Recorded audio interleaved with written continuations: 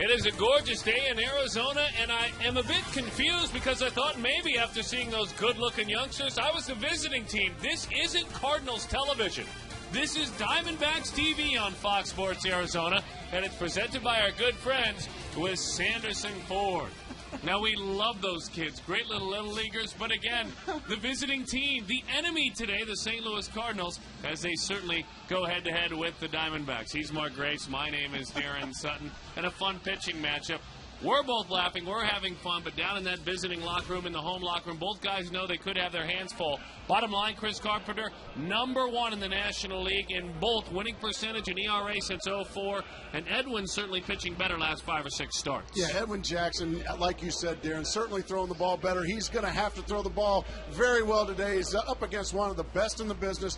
Chris Carpenter, not only one of the more talented pitchers in the National League, but he's also extremely driven, and he's a guy that just refuses to lose. The Diamondbacks still with a losing record with 7 or more innings, 3 runs or less allowed by their starters. They won a game last night. They're the only team still with a losing record. They have to win in those situations. Oh, no question about it. Anytime you can get a starter do the things that the Diamondback starters have done here recently, you've got to bring those games home. That means you've got to start getting some clutch hits. You've got to start doing a better job in the bullpen. Last night, Darren, it was a good sign. They played a flawless game last night, and the Cardinals were never in it. They need to repeat that. Part of that offensively last night were the men on the corners. Talking about Mark Reynolds and Adam LaRoche, they have been quiet nearly the entire homestand.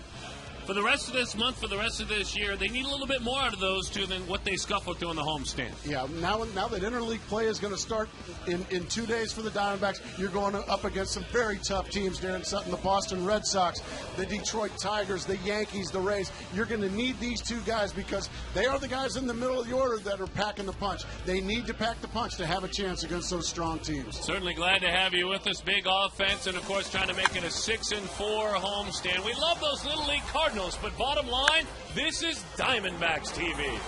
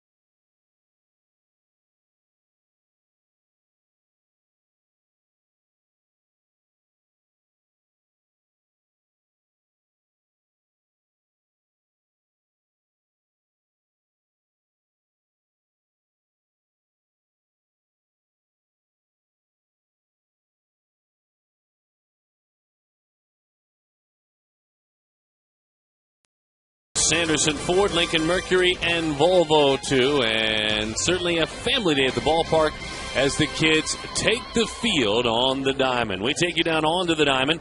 And as everyone rises out of their seats, we honor America on this beautiful Sunday. Glad to have you with us as Amber Cole Thornburg will sing our national anthem here. The roof is closed here at Chase Field, and this wraps up what they hope will be a winning homestand, hoping to make it 6-4.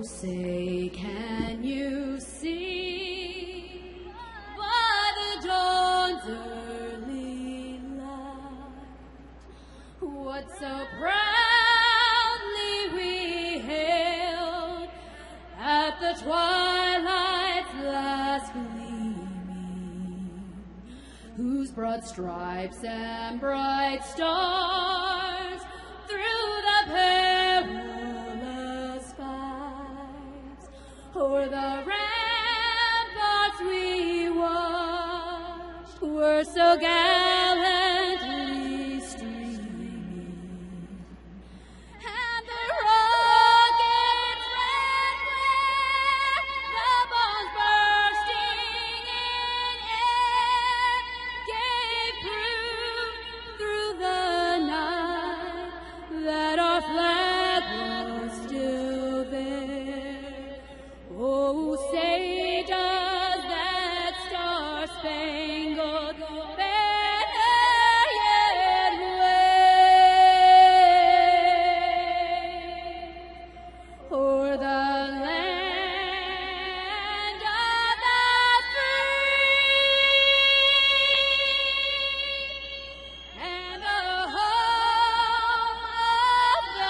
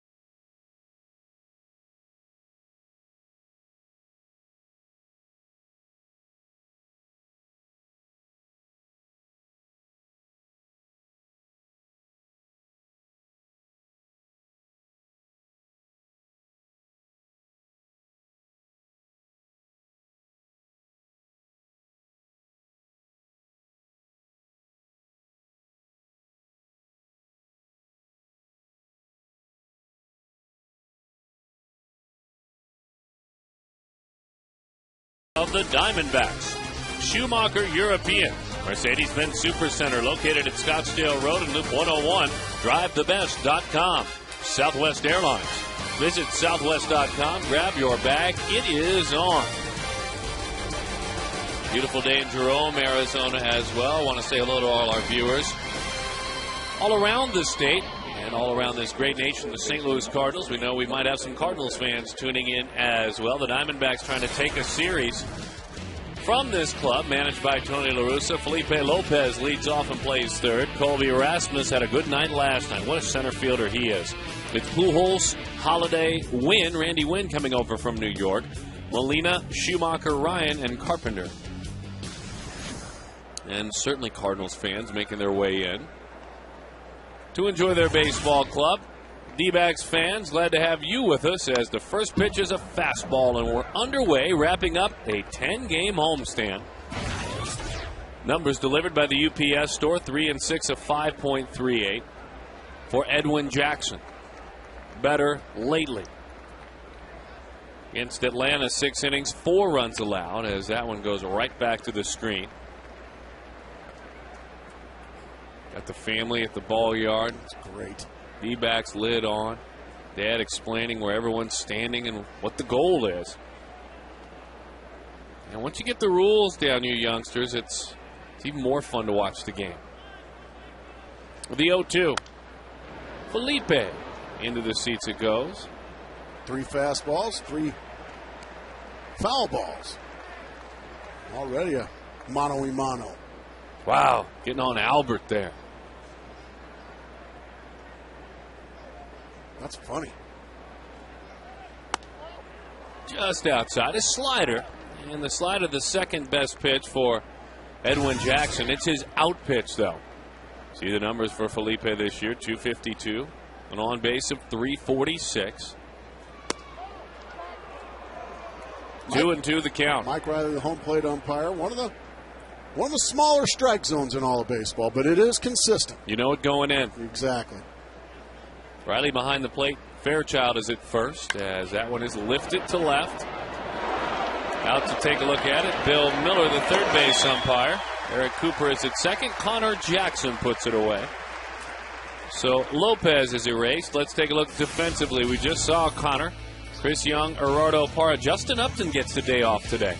Mark Reynolds, Stephen Drew, Kelly Johnson, Adam LaRoche, and behind the plate, Miguel Montero. Good to see Miggy back. Well, the reason they say, the skipper saying before the game, Upton struggling offensively. Feeling for it, he said. He's having some stressful at-bats. Into right center field. That one down for a base hit. And Rasmus just keeps it up. He is, because he plays with Holiday and Pujols, overlooked, but he can play the game. Just a fastball in the middle of the plate. Rasmus catches it a bit on the label, but that's all it takes to get it out there between Chris Young and Gerardo Parra for a base hit. And you hate to see Albert Pujols, who's been struggling here, hate to see him up with anybody on base.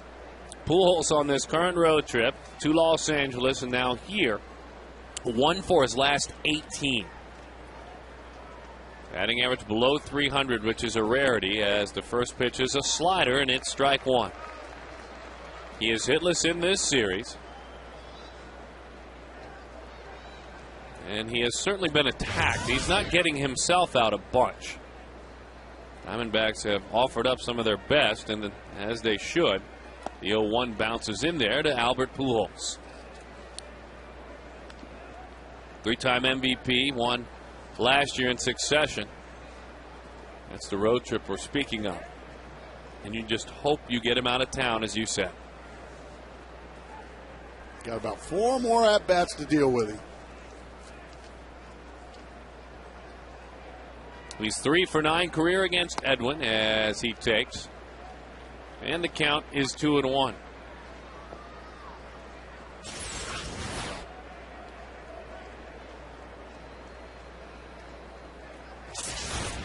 One on the corner and 2 down. Moved from the Dominican Republic as a teenager with his dad to New York and then to Missouri. They've got him leaning, and he managed to scamper back.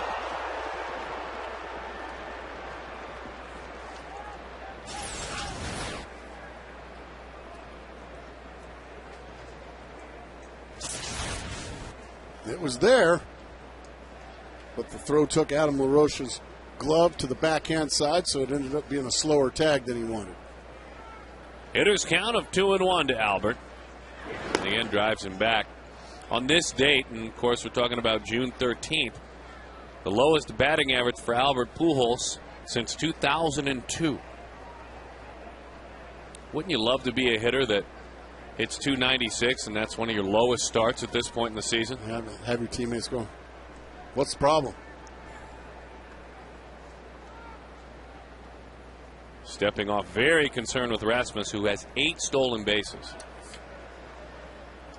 And Albert taking a walk.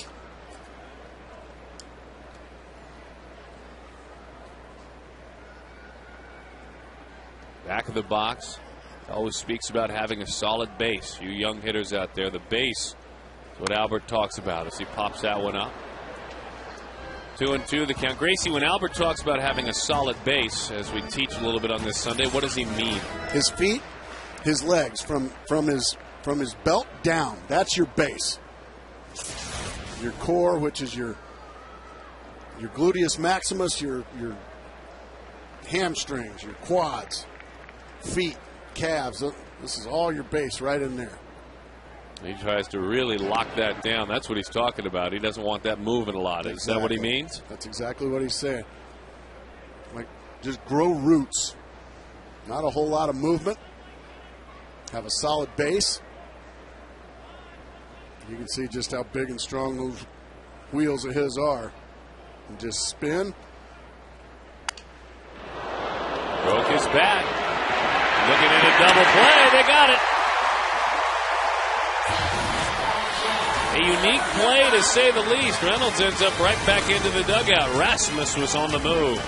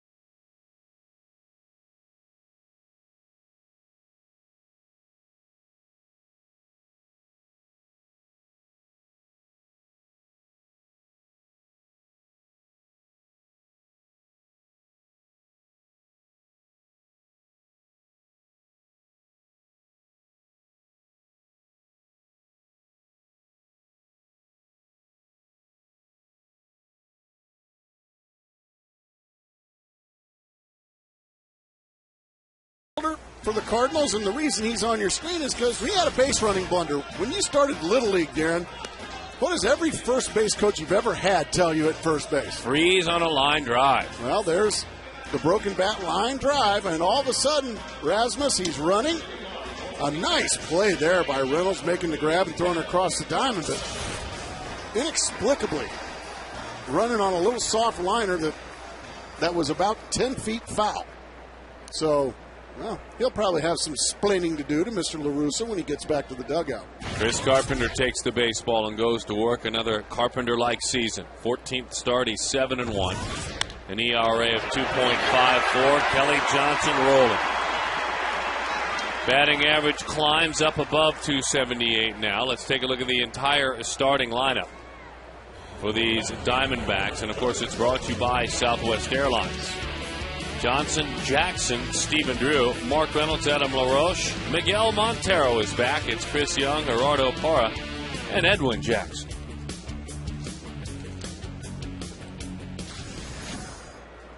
Johnson, by the way, on this homestand, hitting about 380. As that one has a lower tier of the strike zone to get things started. Johnson doubled in a run yesterday.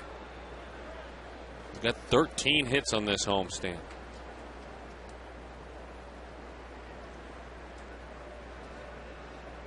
Connor at 238, 1 home run, 11 RBIs. Swings and misses at a good sinking fastball.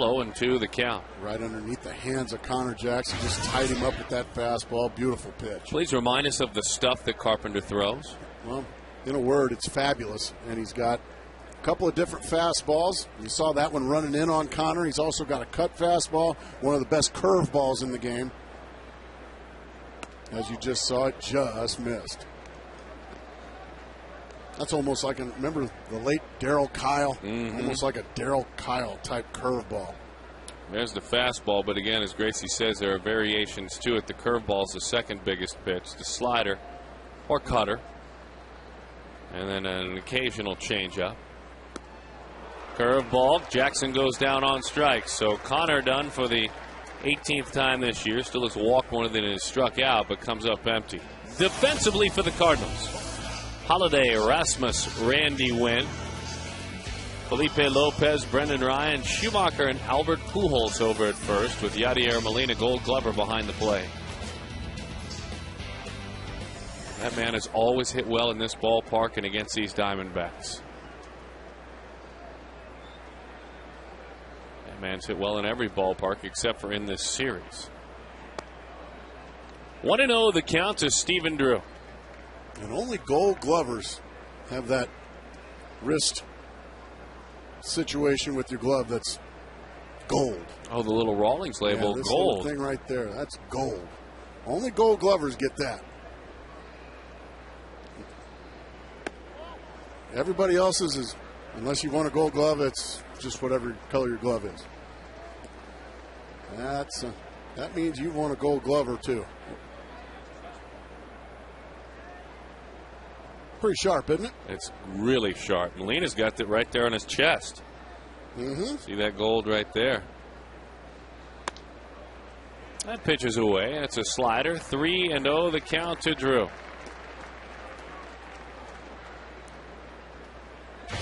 An exclusive club. You won 4 of them. It's an awful lot to win one of those. 3-1 the count.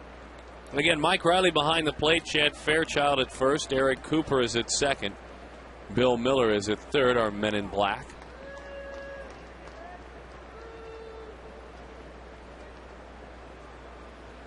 Edwin working with his catcher. You running here, Darren, if you're A.J. Hinch? 3-1 the count. Well, he can roll some double plays up, I'll tell you that. He's rolled up 9 of them already this year, so yes. I think you got to take your chances off a guy like Chris Carpenter. That one lifted in the left. Runner was staying put. Drew is erased. So after the Johnson single, you have a Jackson strikeout, and Stephen Drew flies out to left field. Well, we talked about Mark Reynolds coming on the air. What a night he had last night. And for Mark, what made it more fun than anything, it wasn't just homers. He also doubled in a run and singled, but the homer, certainly impressive. Oh, this is the entire homestand.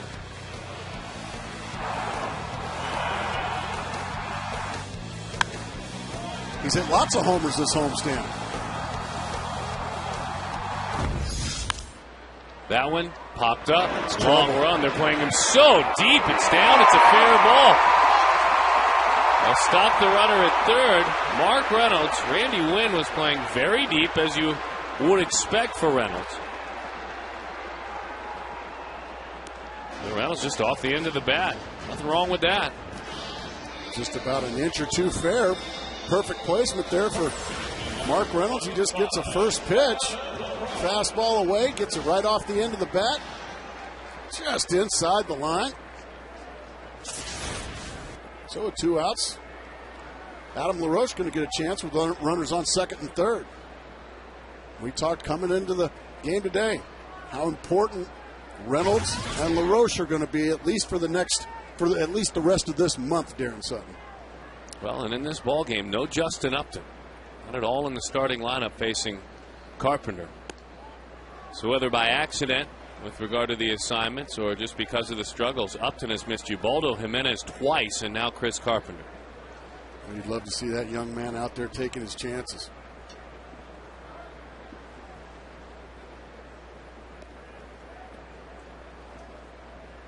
We're talking about LaRoche. Good to see him last night get rolling as well. A couple of homers. He was just 4 for 28, as we mentioned, coming in on the homestand. And we understand we present the challenge for these talented hitters with Chris Carpenter on the mound. We understand that.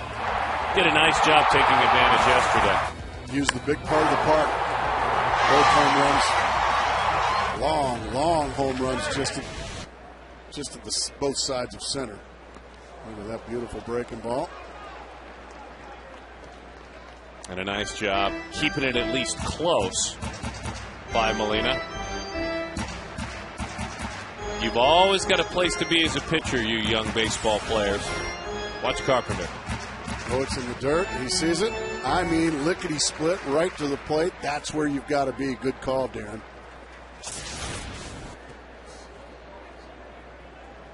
One and two, the count.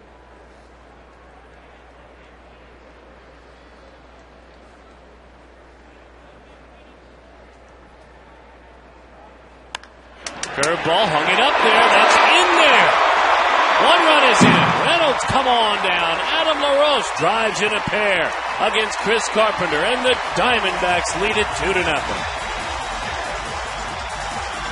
Well, both our guys that we brought you on the air with after the Cardinal Little Leaguers have gotten it done.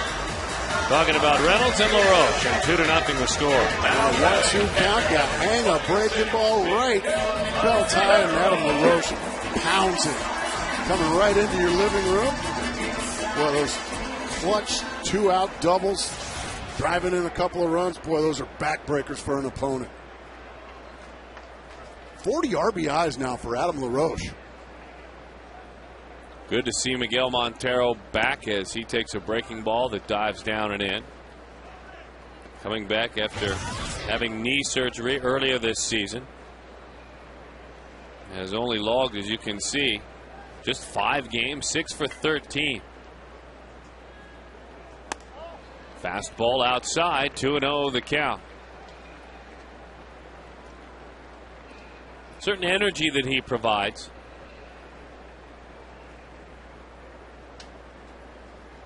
And certainly he provides a lot offensively. Change up on 2-0. Beautifully done there by Carpenter. Again, he doesn't throw many of those either. Nice. Probably not real happy. This is a very rare time that he's actually behind in a game. Well, he didn't give up a run in his last start. He gave up 1 run 2 starts ago, 1 run 3 starts ago. He's given up 2. This is uncharted ground so far. Good for the Diamondbacks. Come out and respect him, but go out and get some hits. That one is rocketed foul, a slider in. On June 16th, a little bit under a year ago, Miguel Montero last year was hitting .217. Since then, and including a brief time this year, he's hitting .324 with an on-base plus slug of .890. Is that good? It's very good. League average, .731. The 2-2 lays off the breaking ball.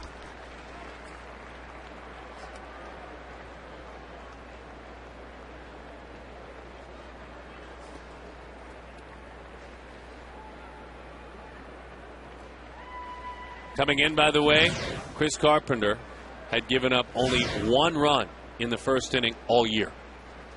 My goodness. And so to see him human, to see him maybe nibble, this is uncharted territory this season for him anyway. Hey, anytime the Diamondbacks score 6 runs or more, Taco Bell gives away 3 free tacos with the purchase of a large drink between 4 and 6 the next day.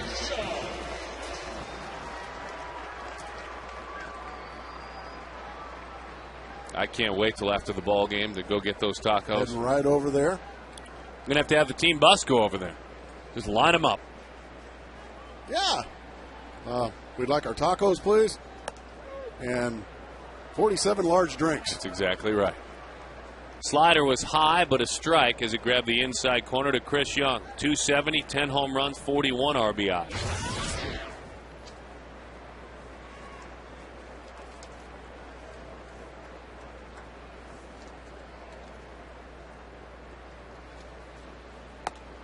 Same pitch. I'm not quite sure if he wanted to throw either one of them there, but he did.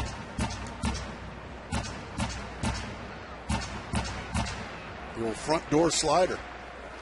You think he's intending to throw it there? No, I don't think so. I think it just worked out nicely for him. Those backup sliders, I'm sure you threw your fair share of those. Usually when you throw a backup slider, you're backing up a base. But those were effective for Carpenter.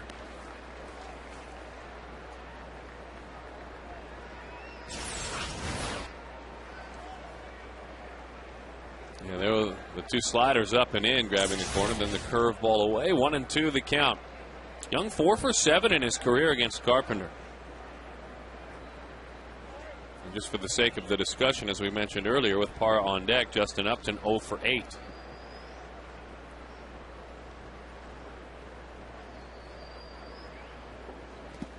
Nice take. And though he may swing and miss the next pitch, focusing on that last one, we've just seen a lot better approach from Young in situations like this. You're exactly right. Last year, he probably would have swung at least one of those 2 breaking balls and been a strikeout victim. This year, he and Jack Howell worked long and hard, changing basically his entire approach. Boy, the results have been terrific. Out front just a little bit. Well, let's get into it again because Albert Pujols talks about it. And a very different hitter and a younger hitter who experienced failure last year like Pujols never has. But the base. He has a more solid base. See the pitch location. It's, again, from the belt down, he's a little bit more locked in. And the strikeouts are down. He's hitting the top of the baseball. Now, Chris Young still is going to strike out, but he's putting a lot more balls in play, and that's why his batting average is so much better. That one missed inside. 3-2 now. After starting off 0-2, Chris Young has worked Chris Carpenter now to a 3-2 count. You can see that ball just stays inside. Well, Carpenter has had to throw 27 pitches here this inning. Well, most of them high stress.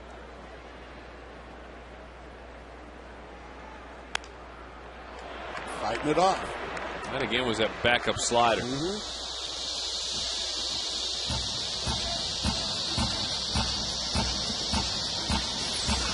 Let's see where this one goes. Yeah, pretty much in that same spot, that up and in part of the box there. I think he's doing a lot of off-speed pitches, Darren. I'm thinking he's going to go to the fastball here. 3-2.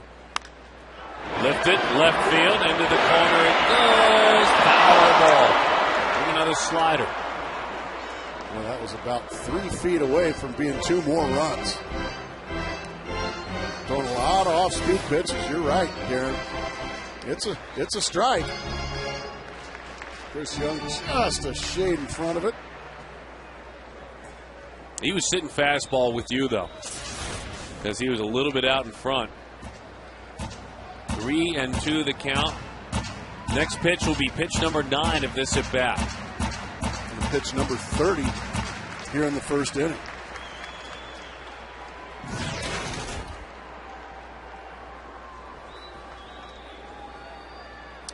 Three ball counts already as he works here in the first.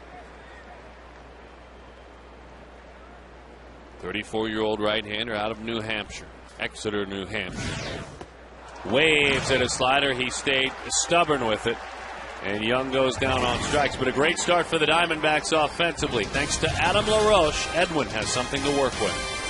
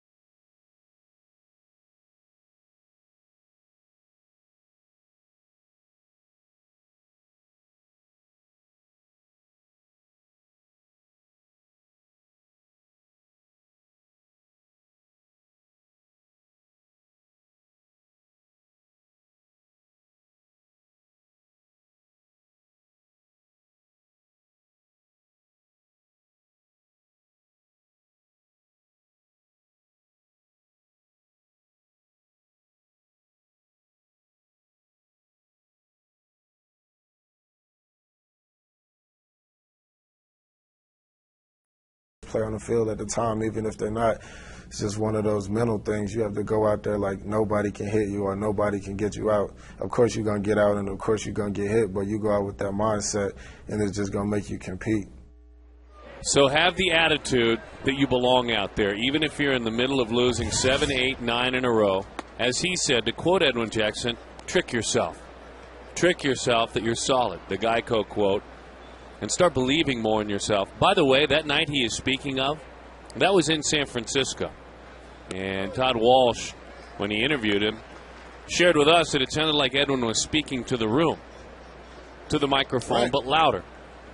Well, he spoke to the room when no one was in there the next night, and he was even more angry. And so that's what Edwin was reflecting on, is that's a hot shot and a foul ball. And as much as he didn't do it for anyone to know about it, he didn't come tell us about it. No. But he had it that night, and he has been a guy in that locker room quietly, again, not for the public or the media, that on a couple of occasions has had some things to say. The 1-2. Boy, good pitch. And there's a lot to like about Edwin Jackson. He's one of my favorite people. Haven't known him very long. He's certainly new to this organization, but I can't get enough of guys that practice what they preach. Beautiful pitch. Good. Strike 3 on the inside corner. Holiday knew it. That's power stuff. Right to the glove of Montero. Montero gave Mike Riley, the home plate umpire, a great look at it. Bang. Strike 3.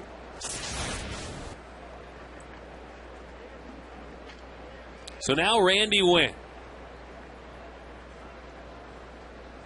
Wynn hitting .286 as a Cardinal. Combine that with the struggles he had in New York. 1-0 the count overall this year. Randy hitting .227. But this is a man who's had a solid career. That one is low. 2-0 the count. Randy Wynn in his career against the Diamondbacks, as you can see the work he has done in St. Louis, hits .311, 11 home runs against the Diamondbacks. It's a topper, and that's a foul ball. Got a piece of his foot. Wynn also hits .333 in this ballpark with 9 homers. He has been a pain in the neck to just about every Diamondback pitcher he's ever faced.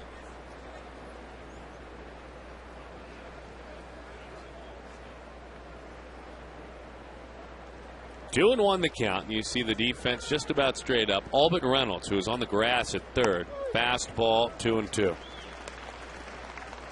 Well, that ball is really coming out of Edwin's hand today.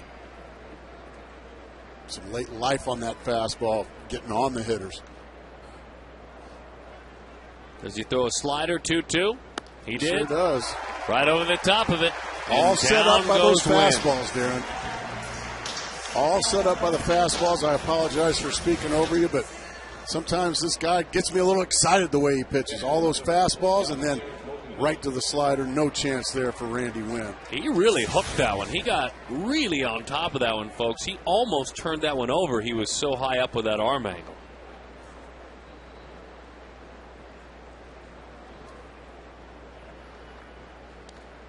And occasionally he'll do that. 1-0 the count. How about twice a game he'll go nuke Lelouch on us, won't he? You like to say he'll hit the bull. He hits the bull occasionally.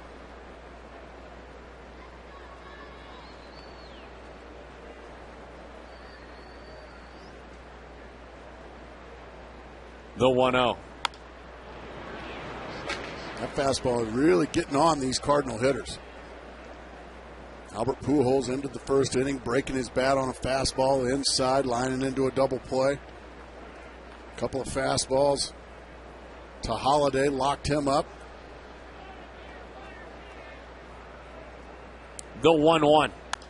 Again, just an electric fastball. Outside corner down is where he sees the most of his pitches, and then middle in. That's the new way we look at the hit zone. And I think it's indicative for those fans at home as to where pitchers try to beat Molina. That's where he'll see most of his pitches. The 1-2. Looked like an attempted slider there. It stayed inside. Tried to go down and away. Ends up going a little bit inside. Still got the swing there from Molina. Well, Molina 11 for his last 19 in this ballpark. The 1-2. Well, it's a little higher now. That was a nice piece of hitting there by the young star catcher. Talk about inside out. Ball is in, yet he goes the other way with it, keeping his hands in nicely. Pretty hitting. So now Skip Schumacher.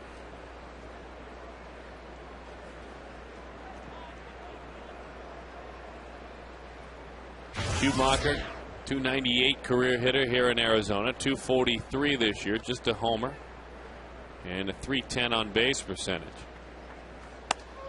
Fastball grabs the outside corner, 0-1 the count. Again, Edwin last time out against Atlanta went 6 innings, gave up 9 hits, 4 runs by the time it was all said and done. Struck out 5.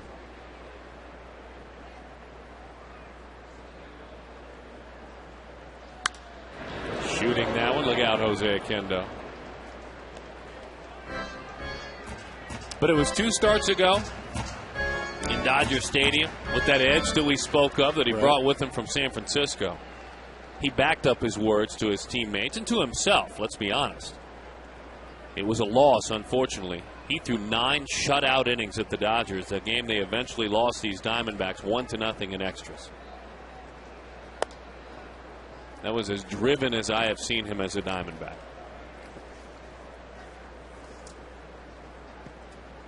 There you see the last 3 starts.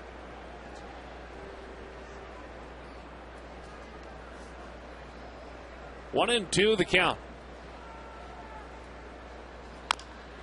A little topper. That's for Kelly Johnson to play, and he does it. In time for the out. A single by Molina. No damage. 2-0.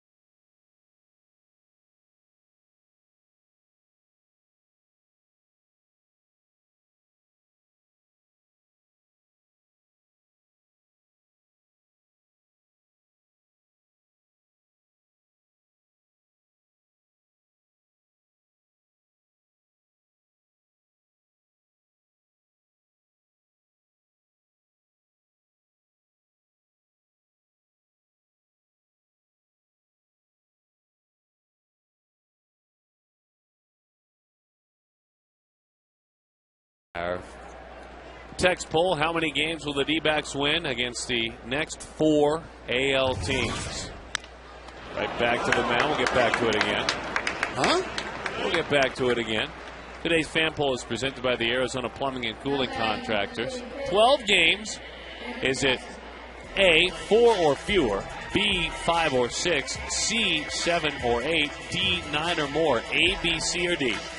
36929. We're talking about Boston, We're talking about Detroit, the New York Yankees, and Tampa Bay. All first or second place teams. Very good teams. No. Nope, I'm wrong. Boston's in third place, right? Yes, they're a poor team. They're not good. They stink? Well, you said they were in third place. Yep. Red Sox stink, I guess. Swing and a miss. Tampa's in first place. The Yankees are in second place. Boston's in third place. Detroit is in second place. Is that correct? Yes. Behind the Twins? Yes. In the Central.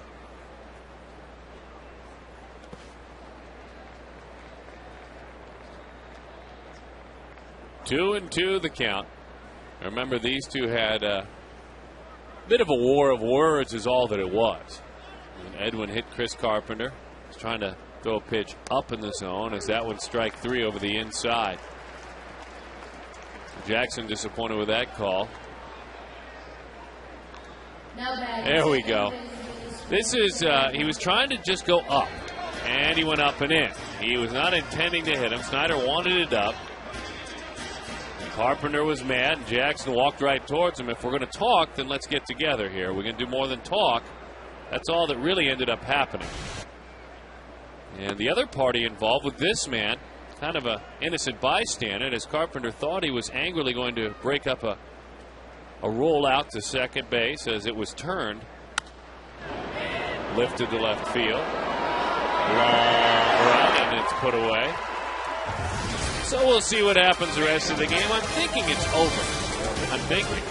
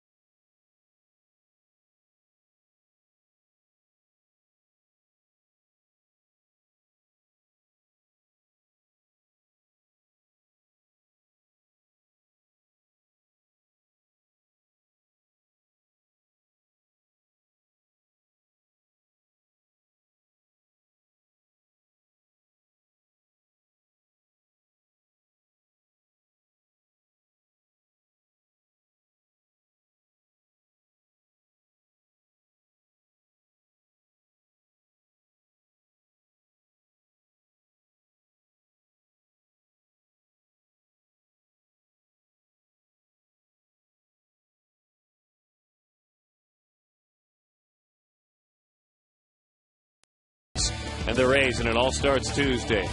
Pre-game programming, bringing the heat on Fox Sports Arizona.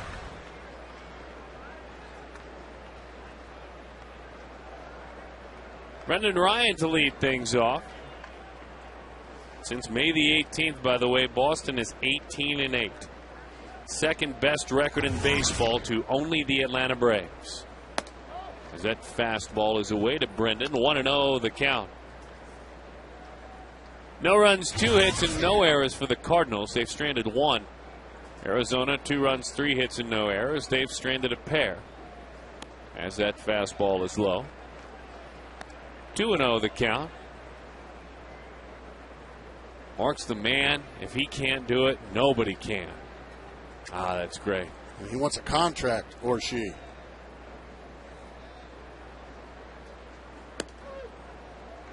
Two and one to count. We had a lot of signs last night. A lot of folks showing their energy. And great Saturday night at the ballpark. A fabulous baseball game. Diamondbacks did it all right. That fastball is low. 3-1 the count. And keeping track of the game situation manually. There's the outs. That's great. That's clever. Never seen that. 3-2 the count. Well, right up to date. That is a very cool way to stay in the ball game while you're there. That's officially big league, Darren. I'm a fan. On 3-2. Popped up and into the seats it goes. Down below where it's a souvenir. Well, an off day for these Diamondbacks, a travel day. Actually, Arizona will head out after this ball game, get in the early morning into Boston, and spend the off day in Massachusetts. And then it's Ian Kennedy against Clay Buchholz. Rodrigo Lopez, as that one is a fly ball into right field. Parra is there to put it away. All right, there's an out. We got to clear the strikes. Got to get the balls cleared off. And put the out up. That is nicely done, gentlemen. That is very cool.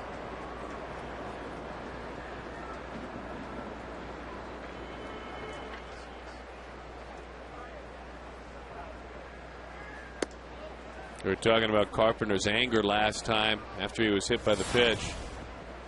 On a ground ball there by Schumacher, he thought break of a double play, but you just couldn't do it, and he kept running and running.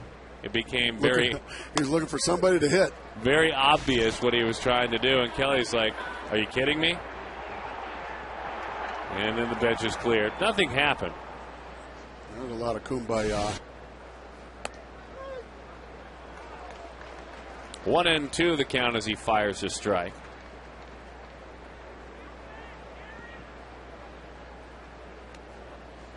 Kelly does his talking with his bat this year. Yeah, he certainly does.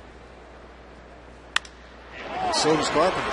Base hit right field for Carpenter. Oh, man. LaRoche was not covering the bag. Parra wanted to throw him out at first base. And LaRoche wasn't near the bag. And Parra would have had it. Carpenter took off hard, too, knowing it. It was a watch Gerardo Parra. Bang, it's a one-hop rocket. And watch Parra. He wants to throw him out at first base, but LaRoche is not covering. Who's that remind you of? Larry Walker used to do that. Used to do it a lot. Boy, they did have a play. Larry Walker actually threw out our partner in crime, Tom Candiotti. Got him. Really? Candiotti was with the Dodgers. And he's talking about it. They're talking about it right now as we speak. Greg teed him up. He knew it was coming.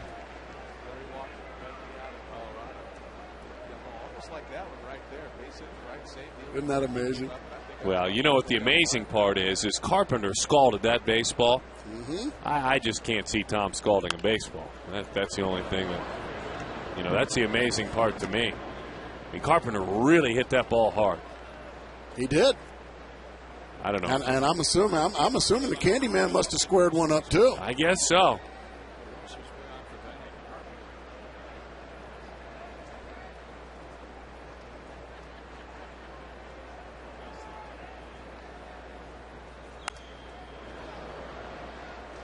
We'll do it again. 1-2 the count.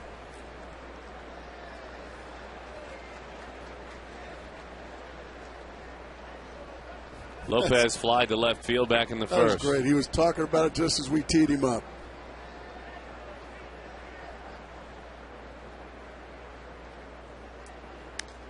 Just got a piece of it as it bounces around behind the plate. They got a piece of Mike Riley. Speaking of our men in black down there, I was watching a sports network today.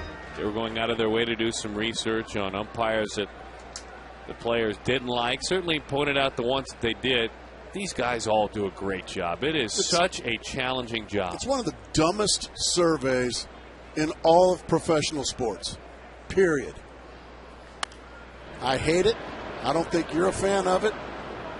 It's just, it has nothing to do with how good or how poor.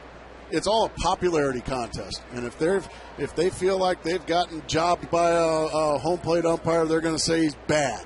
Or if they feel like, hitters are always going to say the guys with big zones are bad umpires. Pitchers are always going to say umpires with small zones are bad umpires. It's the dumbest survey you can do. I hate it.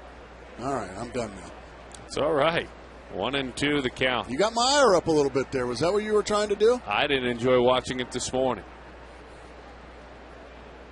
The 1-2. Into right field. Here comes Parr. Now he's thinking about that double play. He can throw.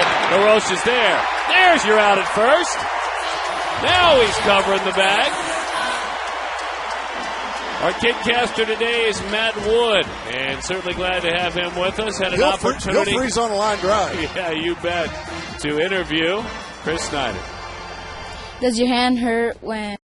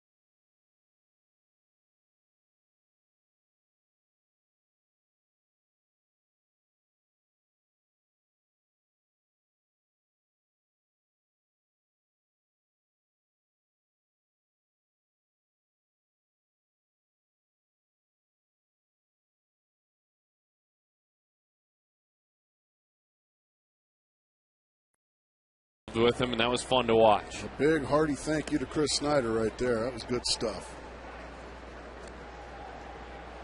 Yeah, that was take two. They had done some work with the microphone in take one, and Chris was kind of helping him. Hey, hold it by you, then hold it by me. So it was neat to watch it being taped as well.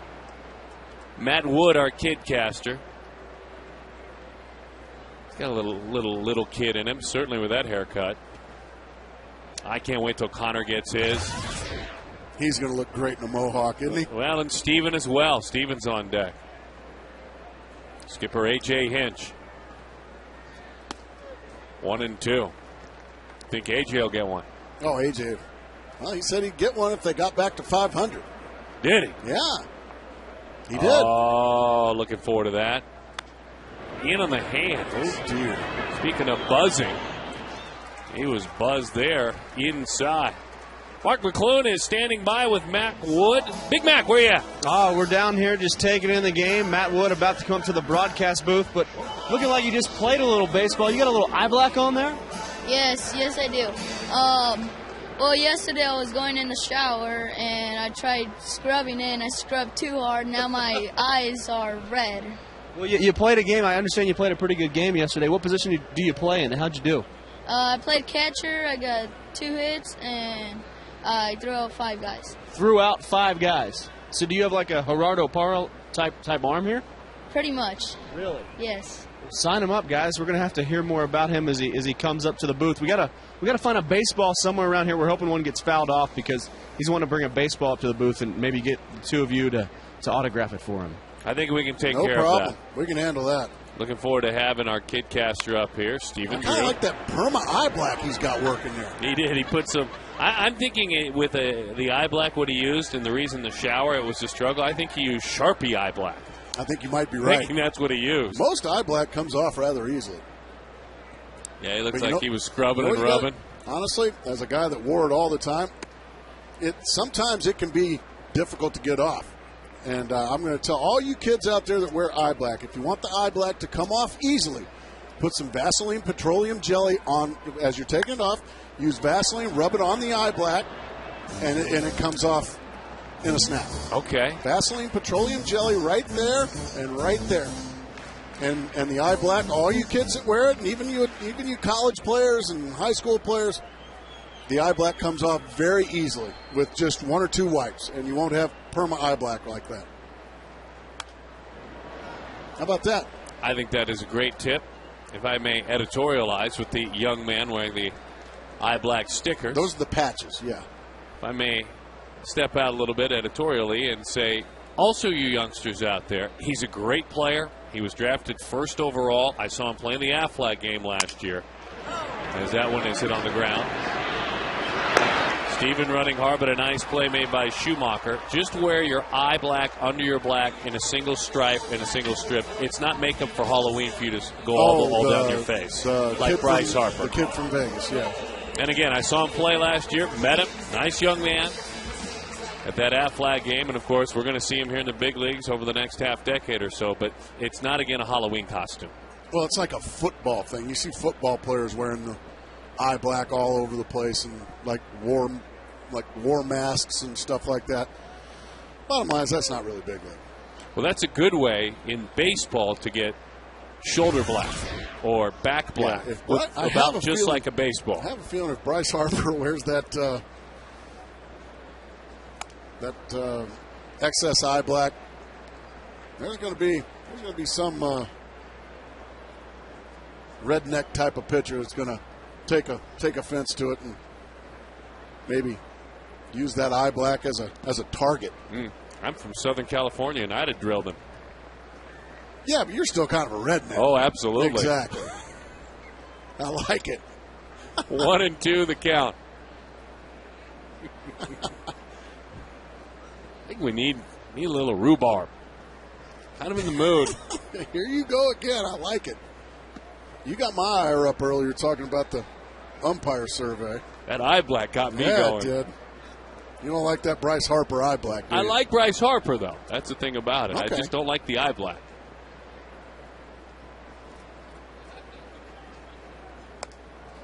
That one missed in. Get us back on track, Gracie. Get Dad the perfect Father's Day gift. Tickets to the D-backs Yankees series. Lower level tickets still available. Unbelievable with the D-backs six-pack. Call 602-462-4794 for tickets or visit dbacks.com/six-pack as a strikeout of Mark Reynolds will take us out of here.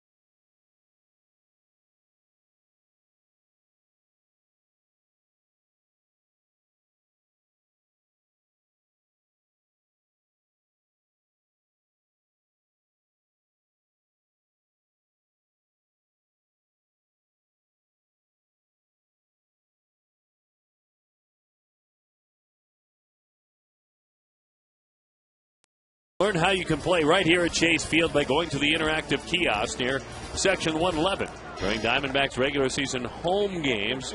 Gila River Casinos. Well, they're having a big mixer out there today, by the way, out at What's going on? the brand new Wild Horse Pass Hotel and Casino. Scott Rogers, by the way, in the straw hat, he invented Kachinko. And so certainly glad to have him here, and I can't wait to do a game from out there.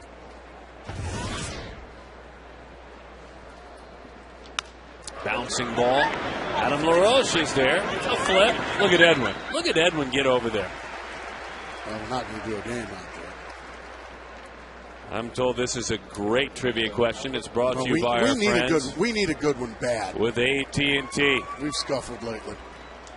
Here it is. Who was the first Cardinals player to hit 50 home runs in his career? Wow. In a season. Oh, okay. Okay. I just didn't say. Yeah, So. who got to 50 first? Probably somebody in the 1800s. I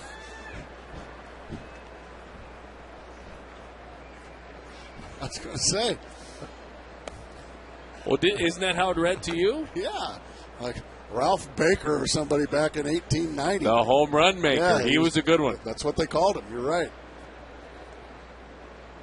That one is outside. 2-1 the count. I think he was a St. Louis Brown, not a Cardinal. That's true. Well, there's a guy. Well, hey, get the gum off your nose there, Mac. Hitting coach Mark McGuire looking on as Albert Pujols takes low. 3-1 the count. I'm going to guess Mark McGuire. That was hard.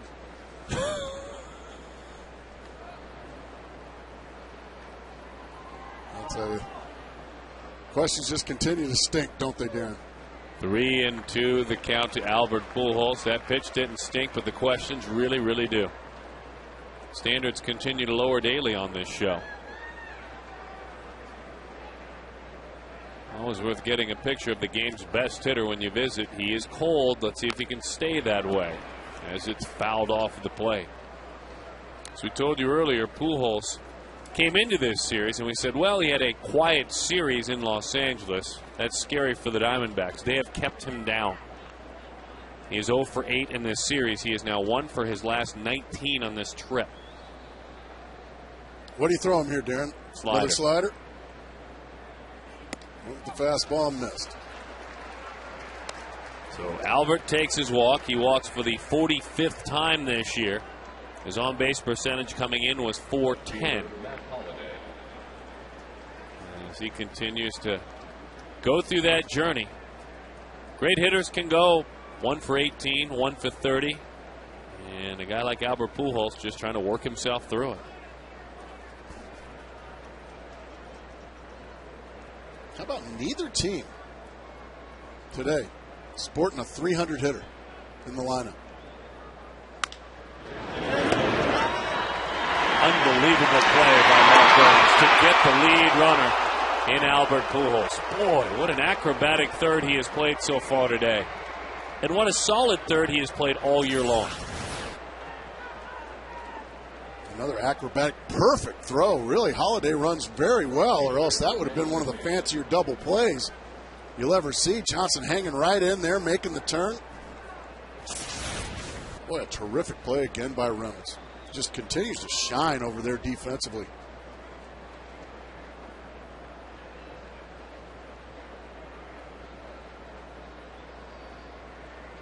Here's Randy Wynn.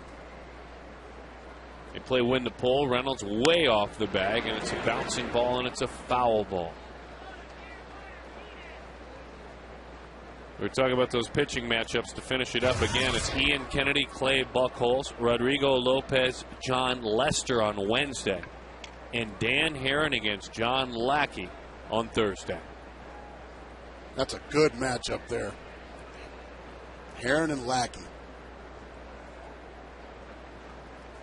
And then Edwin will get the pitch back in Detroit. Pitch is up and away, 1-1 the count. And also Dontrell Willis, who was doing some unique work before the game today. The arm slot, the comfort, just trying to remember how to throw the ball just as an athlete. He was actually fielding ground balls and throwing, and then catching the ball and throwing to the catcher, just trying to get comfortable again. 1-1 the count.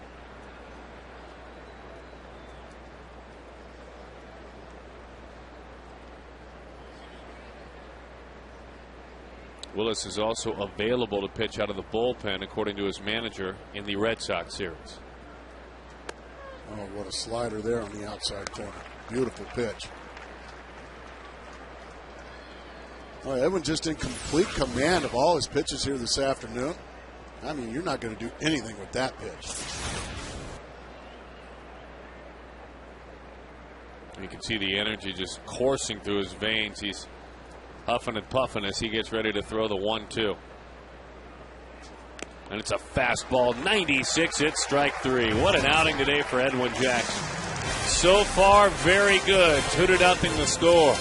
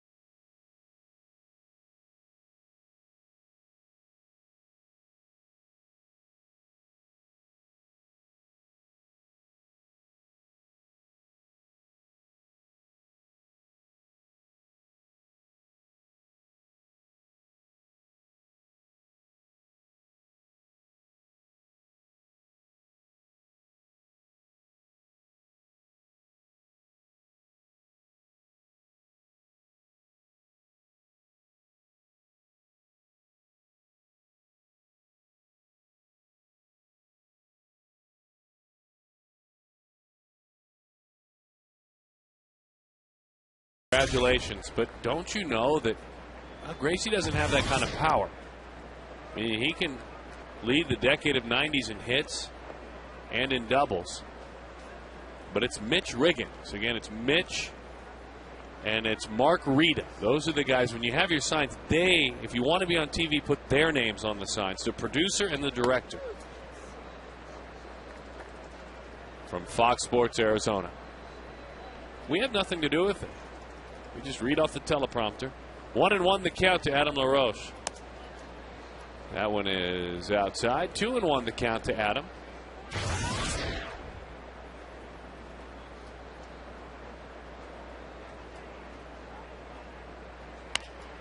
Bouncing ball. It's a foul ball.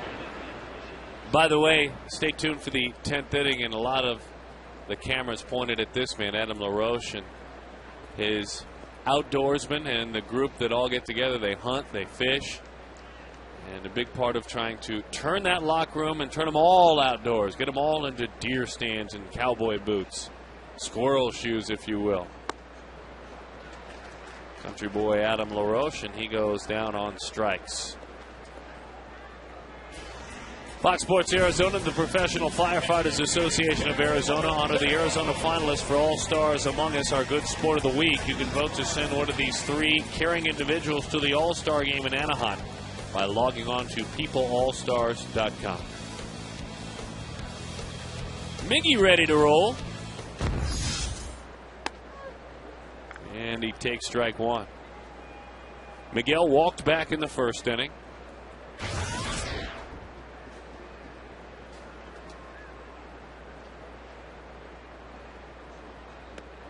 And the curveball from Carpenter.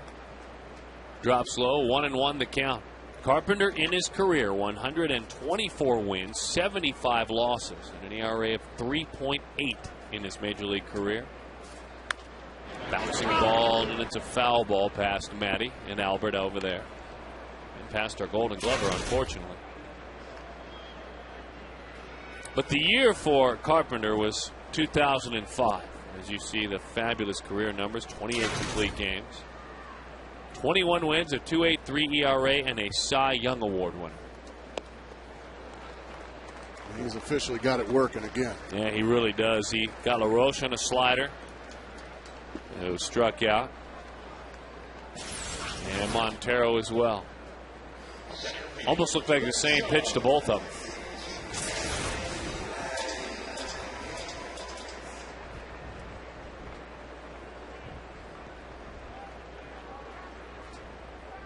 Two outs. Here's Chris Young. They have Young played to pull. He has an entire farming community out there in right center. He has all sorts of room. If he wants to take a pitch away and hit it that way. Look at that gap. Isn't it interesting? Look at all that room to the right side of the diamond. But they're pitching him away. And he pulls it deep left field. Holiday goes back. That one is gone.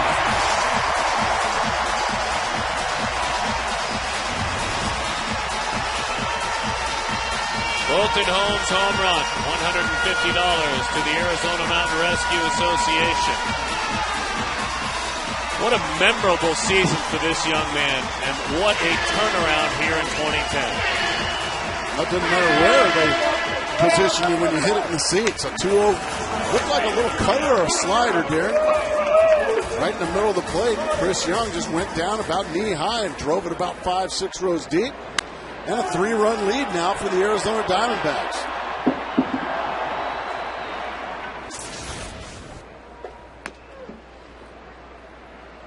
Oh, and 1 the count to Gerardo Parra. Parra grounded out to first back in the second inning. He has been impressive this year, hasn't he? Chris Young. Yeah, it's been a great season. Parra in there instead of Justin Upton today as he grounds out to second. Upton looking on from the bench next to his man in the lineup, who says, hey, just hop in there and do this. 3-0.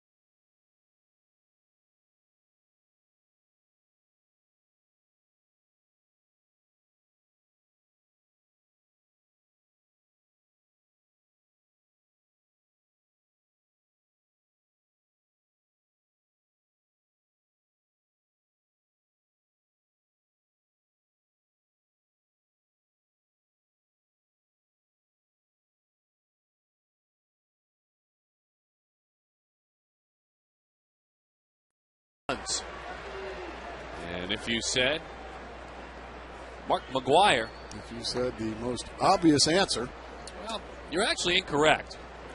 because Hall of Famer Chick Hafey got to 50 home runs in 1928, the first Cardinal to get to 50 career home runs. And at first I thought that was the answer. So Hall of Famer Chick Hafey, inducted by the Veterans Committee in 1971, the first Cardinal to hit 50 home runs. Congratulations, Chick, and Chick's family.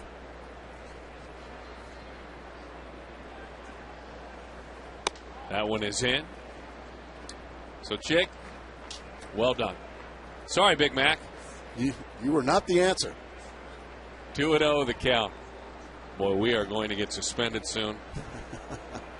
Mark McGwire, of course, 50 in a season, no doubt about it. We were just having a little fun with career.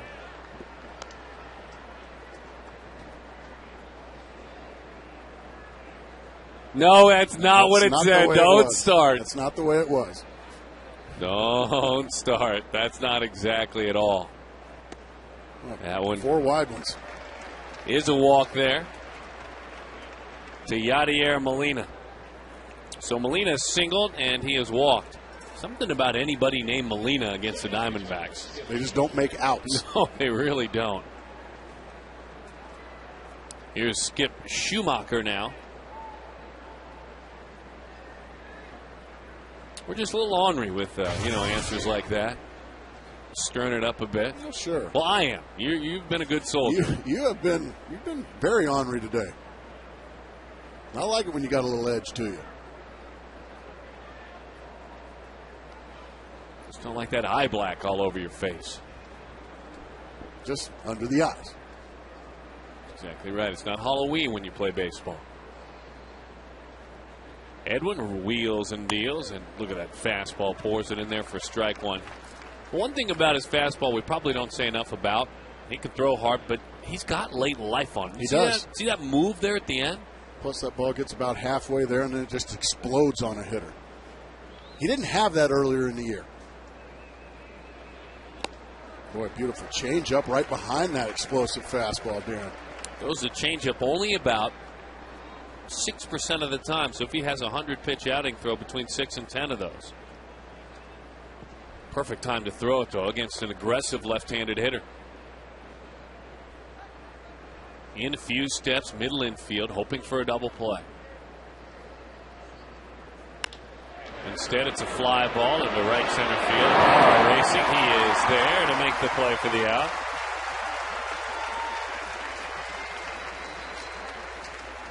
D-Back Suites are a perfect place to reward employees, entertain clients, or host a special event. Check out all the suite options at dbacks.com/tickets or call 602-462-4794. You're a guy that likes to watch a lot of the ball games in the suites. Well, absolutely. Those are great places to watch the game, wouldn't you say? Well, it's a wonderful place to enjoy the game. You can get a group together, have some nice food in there, some beverages. You can spread out a little bit, kind of like being in a living room. Yeah. Got TVs, you can watch the game on TV, maybe even listen to us or our radio guys next door. And if you want to head out, you can watch it like that. That's big league right there. I know you and your family spend a lot of times in the suites here. Well, I'm up there in the upper deck. That's all I can afford. Me and Mikey. The 1-0. 1-1 the count. I spend a lot of time on all those off days I have for home games. Up there in the suite. This is our suite, my friend. This is where we sit every time. And it's the best seat in the house. We're lucky. There are a lot of great seats. Wherever you choose to enjoy the ball game, we're going to see you here all summer long. Fastball is in. 2-1 the count to Brendan Ryan.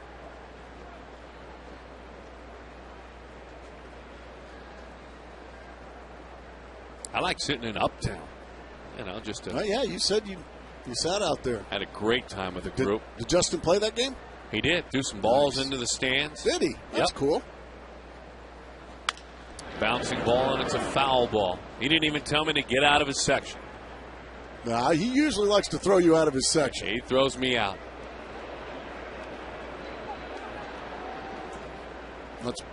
Paratown today. There's Justin. We had a great time out there in Uptown. I'm going to have to get out there with you one of these days. Well, we'll do a game from out there. Probably not really a very good idea. A little topper, and it's a foul ball to Brendan Ryan. Ryan played college baseball for Ed Sheff. And Diamondbacks drafted a player out of Lewis Clark State University this year, a young catcher. Sheff, a legendary coach at the small college level. Great program there. National title after national title at the NAIA level.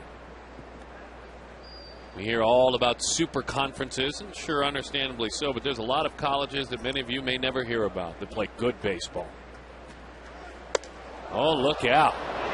Throw down. Got him. What a job with the pick, and then popping the tag down on Molina. That, I'm guessing, was a hit and run gone awry because the pitch bow-tied Brendan Ryan. It's tough to do a hit and run when you've got 2 strikes. I think Molina was just trying to steal it on his own, thought he could get a good jump. Great play by Stephen Drew. Picking up the short hop and putting the tag on Molina. Well, that's a tough out to make right there. You got one of your slowest runners.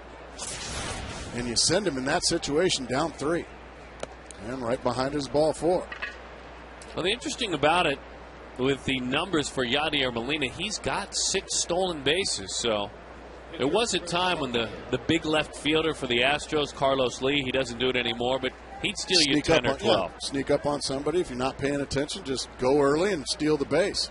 I don't think it was a hit and run right there, Darren. No, you're right. I think he just was going on his own.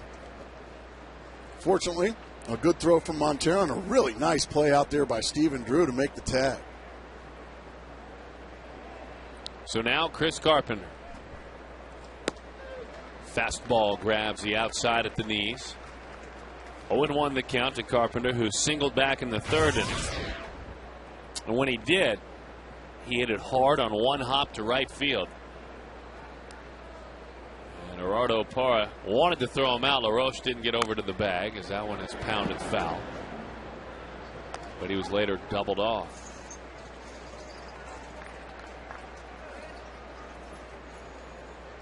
Carpenter began his career without a bat in his hands because he was a Blue Jay, where they have the designated hitter in the AL, from 97 to 02. The 0-2. Did he on a slider? He did not go around. Chad Fairchild out there.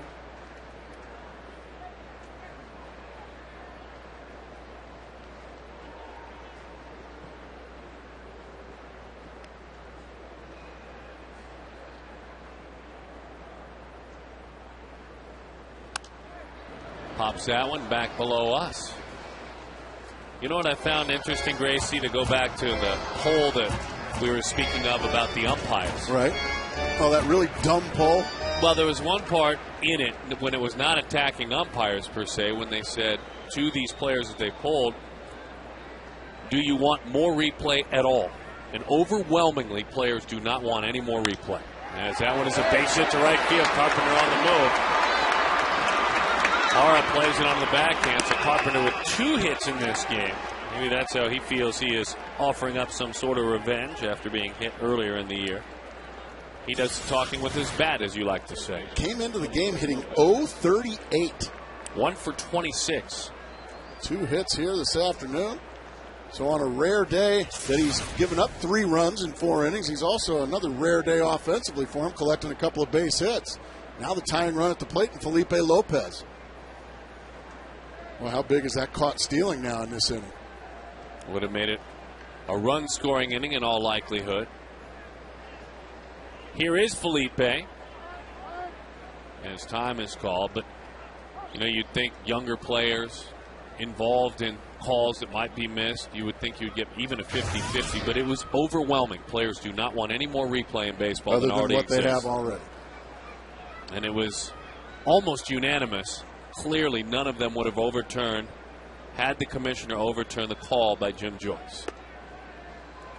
So as much as these are kids to Gracie and I down there playing this game, they're still pretty old school with regard to that sort of thinking. I don't want TV cameras and screens everywhere. I agree. It's played by human beings. It's officiated by human beings. 2-0 the count. And that's part of the fun of baseball or sports. Period. Basketball. How often do you hear, oh man, the refs are calling too many fouls, or the refs are not calling enough fouls, and you're seeing it now in World Cup soccer. Oh, that's a bad call. That's part of the fun. Nice play there by Montero. 3-0. Edwin Jackson in danger of walking his third batter of the inning.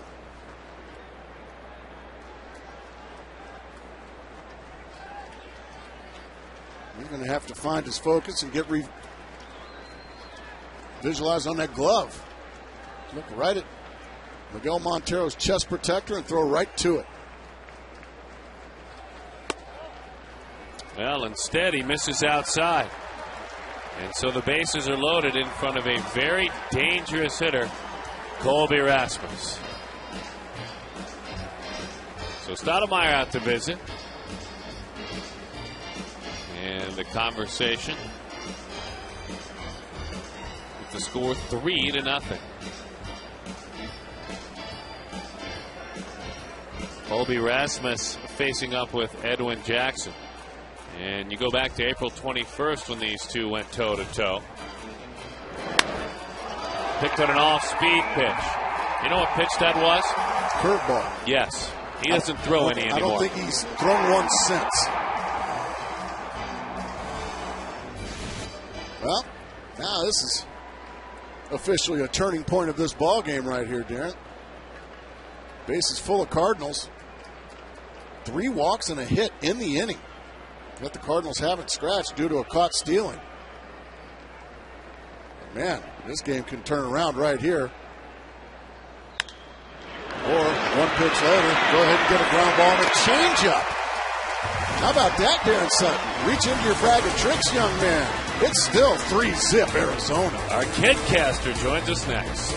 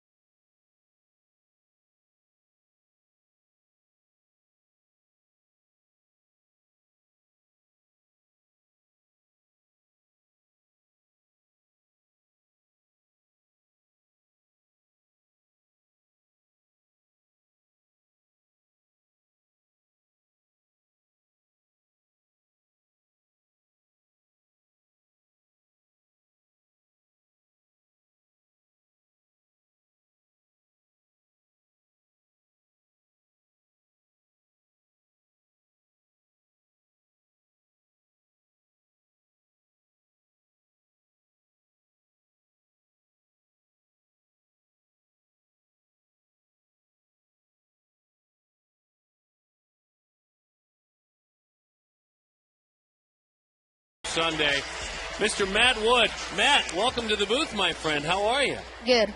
Meet my friend Mark Hi. Grace over there. Hi, Mark. He's always tough to see because our camera's over here and he kind of hangs behind.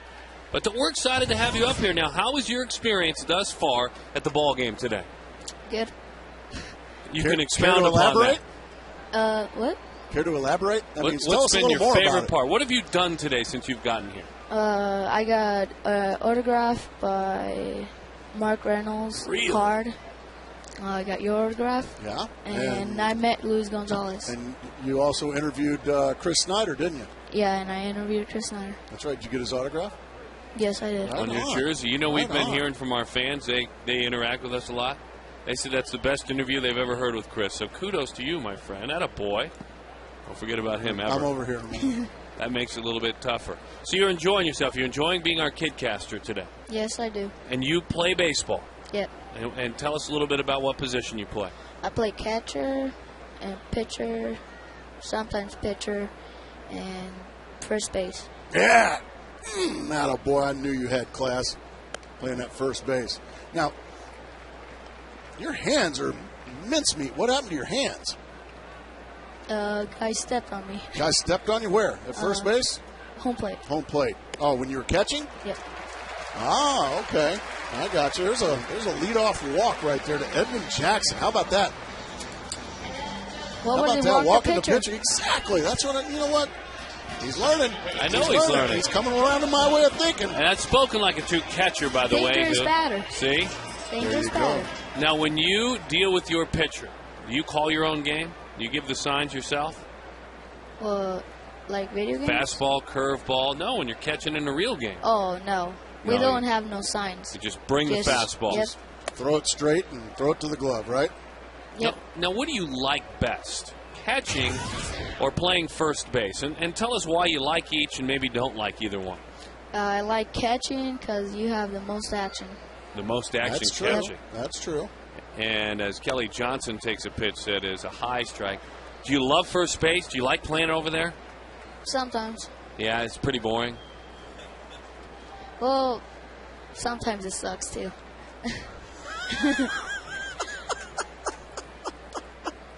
You're all right, kid. One the count. No, wait. What stinks about playing first base? There's no action. There's lots of every ground ball you're involved. You just wait till the ball comes so you catch it. Yeah, that's true. That's true. So pretty much anybody could do it. Yep. Oh boy. Even a baby could. Even a baby could. I like it. I like it. 1-2 the count to Kelly Johnson. It's a ground ball. It's a foul ball. Now tell me, you're going into what grade? 7th. 7th grade. Where are you going to? What school? Choya. Are you excited? Yep. Yeah. All right. What's your favorite subject? Math and that's it. Math. Yeah. What are you learning right now in math? Oh, I'm in summer school right now. Oh, okay. Like, are you past fractions, decimals? Yeah, we're doing decimals right now, multiplying decimals. Multiplying decimals. That's good. That's good. Like, can you calculate your batting average? Do you know how to get a batting average? Oh, we'll teach them how to do that. At bat, however many at bats. So if you go 2 for 4, do you know what your batting average is? Nope. That'd be 500. That'd be 500. We'll work with you on that. How about that? Okay. Which is good, Matt, because I'm working with him on things like VORP and OPS plus, so he can in turn work with you on batting average and slugging percentage. Exactly. The important statistics. Kelly Johnson fouls it off. It's into the seats. Now, do you like basketball? Do you like football? Tell us a little bit about what else you like. I play football and I play left guard, and my coach told me. You're one of the big kids then. My coach told me that when I go to high school, I'm going to be an animal. Grace, you like that. I knew you'd like that. Oh, yeah. And I played basketball one year, but I sucked. That is a ground ball off Carpenter. And he didn't much enjoy, like we were talking about your basketball career, he didn't much enjoy not being able to make the play on that one. So no basketball for you. Nope. Let's take a look at the replay. This is a routine double play ball probably, but it goes off the glove of Carpenter, and once it gets past Carpenter, no play for Schumacher. And all of a sudden, the Diamondbacks cooking up a brew again here. What do you think? Good luck. Who's your favorite Diamondback? Chris Snyder. Chris Snyder. Chris Snyder, Mark Reynolds, and Justin Upton. Really? That's 3 pretty good choices right there. What do you think of Kojak? My partner likes to call him Kojak, Connor Jackson. Don't say that S word. I like him. There you go. Well, that was heartfelt. 1-0 the count. That one is low. 2-0 to Connor Jackson. Who's your favorite pitcher? for the Diamondbacks? Dan Herron. Dan Herron. He's a good one. It's a very good choice. What do you want to be when you grow up? We Baseball actually player. Do you really? You really? Good for you. That's wonderful. Baseball player. Is there some other players besides Diamondbacks that you admire? Derek Jeter. Derek Jeter.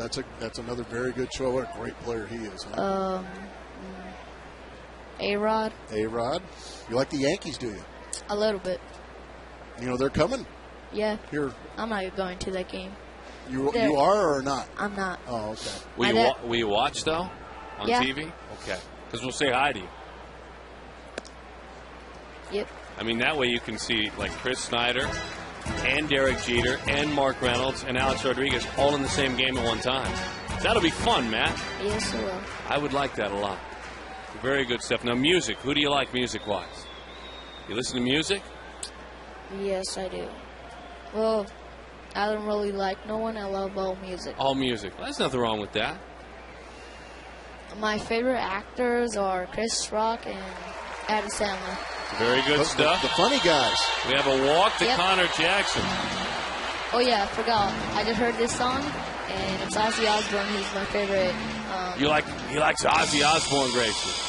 Well, Ozzy Osbourne, he's been around a long time now, hadn't he? Way before you were born. I know. I like Iron Man and Crazy Train. Crazy Train and Iron Man. I like that too. So Stephen Drew is with the bases loaded. Our kidcaster Matt Wood joining us in the broadcast booth. Bases loaded, nobody out here, Matt.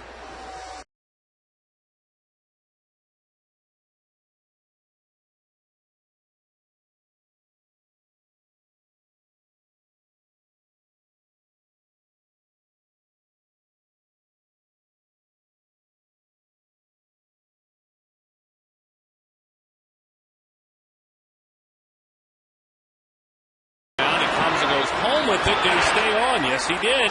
A fine play by the catcher there, Molina. That was a good play. That was a terrific play on both ends. Matt and Gracie, it's tempting because if you're Molina, you want to stay close to that plate, but you have to go up and get the baseball. Good athletic play there by Carpenter, the high throw, but he keeps that left foot right on the plate. Nicely done there by Molina, and a good job there as well by Edwin Jackson going in hard so there wouldn't be a double play attempt. Here comes my boy. Oh, here he is. You're right. Mark Reynolds. With the bases loaded. You know, if he were to hit a grand slam for you, we'd like that, wouldn't we? Yes. Boy, homered yesterday. I got his autograph earlier. Card. Did you really? Swing and a miss, 0-1 from him personally? Yeah. You got to meet him? Oh, well, I gave it to Snyder, and he was. got it? Yeah. Wow. That Chris Snyder's all right. Good kid. He's no, nice. you're the kid. He's a good man. He's kind of nice. a kid compared. He's nice. Bases are full. Our kidcaster Matt Wood up in the booth with us. Swing and a miss, 0-2 the count. Now, are you a left-handed hitter or right-handed hitter? Right. Can you like to hit singles, or do you hit it in the gap, or what do you like to do? I bunt. You like to bunt? You're a bunter. You know what also is fun, Matt, when you're hitting? When you drive it in the gap. I can't do that. Oh, you can, Sure you too. can. You're a catcher. And you're an animal. Put those two That's things only together. in football. Oh, okay. Well, you can be an animal in baseball, too. I have always been raised, Mr. Wood, to have a lot of respect for the catchers. And so that you're willing to get back there and do it, I think that's very good stuff. 1-2 the count. What I have trouble with is blocking the ball. I'm scared of the ball. You can do it, though. You'll keep working on it. I tried it once, and I hurt my hand. Slow curveball. Guys, he really backed off on the velocity there. That almost acted as a changeup. He is 1 out away from getting out of a bases-loaded mess. The slower-than-slow curveball way out in front of him is Mark Reynolds.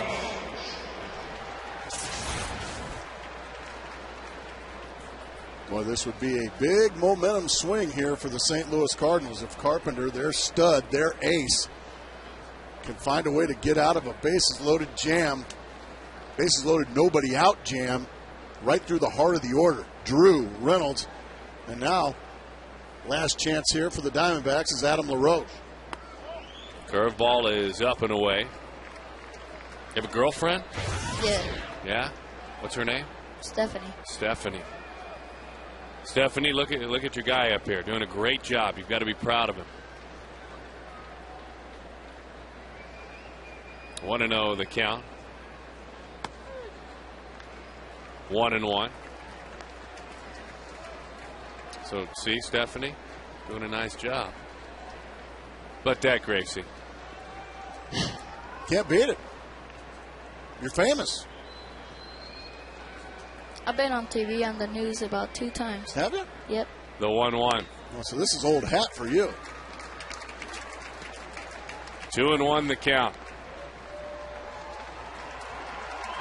Trying to get something going.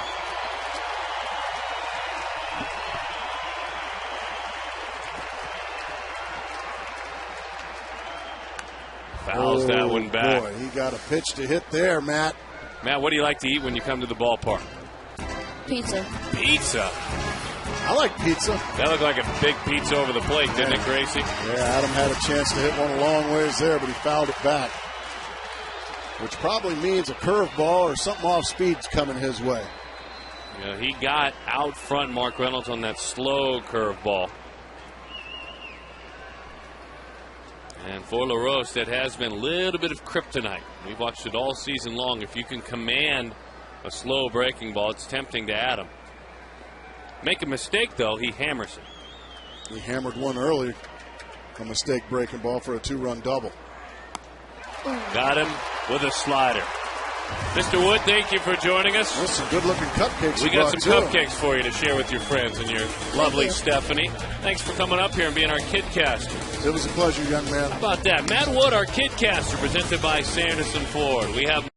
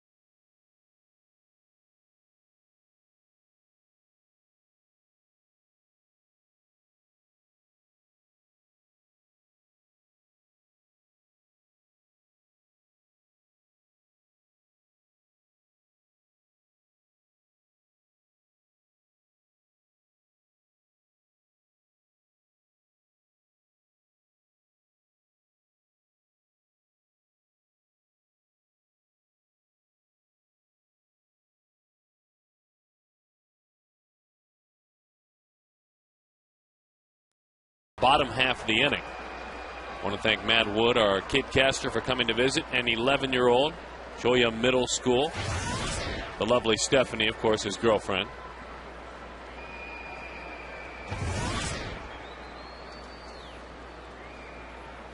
And strike right down the middle, 0-1 the count.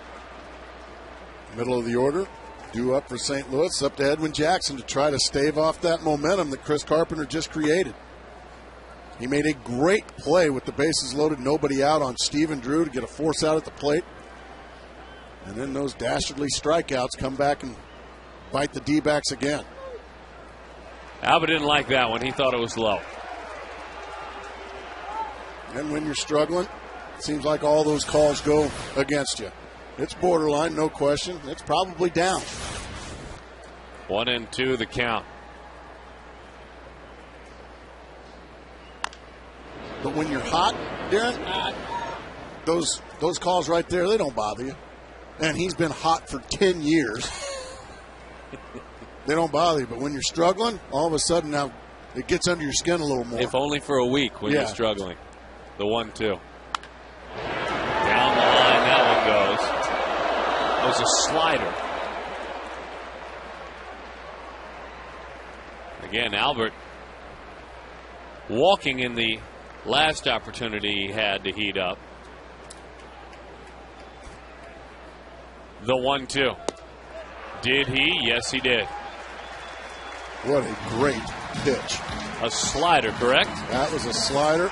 And if we can get that back, Miguel Montero does that. He bangs right behind him with his left foot, gets him thinking inside, and then right to the outside corner it went.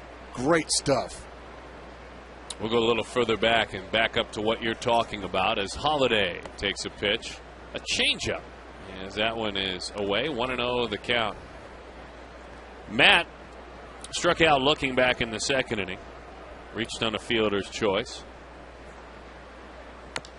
And he tops that one. That is a foul ball. Let's take a look at that strike 3 on Albert Pujols. Watch Miguel Montero. Watch the left foot. Gives him the slider sign. Bang, bang with that left foot, and then go right behind him to the outside corner. Bangs that left foot to make him think he's inside like that. Get you to feel something back there, and then give it to me on the outside corner. I like that by Miguel Montero. That's a nice little cat and mouse. And he'll be the first to tell you that I've learned so much about the position that I play, about game calling, but I'll have a lot to learn. Throwing's gotten better. He worked tirelessly every morning, long before anyone got to working on the fields, out on the backfields with Glenn Sherlock. Bullpen coach. Fly ball up Hit him with a fastball.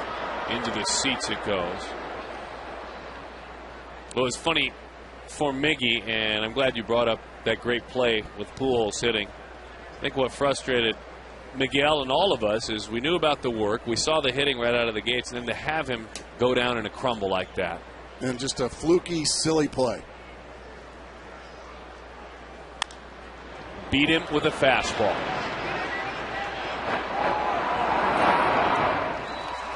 Incredible electric stuff today by Edwin Jackson. Let's take a look at what's brewing. Brought to you by our good friends with the Miller Brewing Company. Enjoying a cold one here in a bit. The Red Sox with Buchholz, Lester, and Lackey, and the Detroit Tigers. That is a pitcher's ballpark, folks, and the pitchers can pitch in that ballpark. The two go hand in hand. I'm not going to give the pitchers no credit for Detroit because guys like Verlander, they're pretty good. Wynn finds a way, as he usually does in this yard. After a couple of strikeouts, Randy Wynn says, I'm going to pick on that first fastball I see, and he shanks it out there in front of Connor Jackson for a 2-out base hit.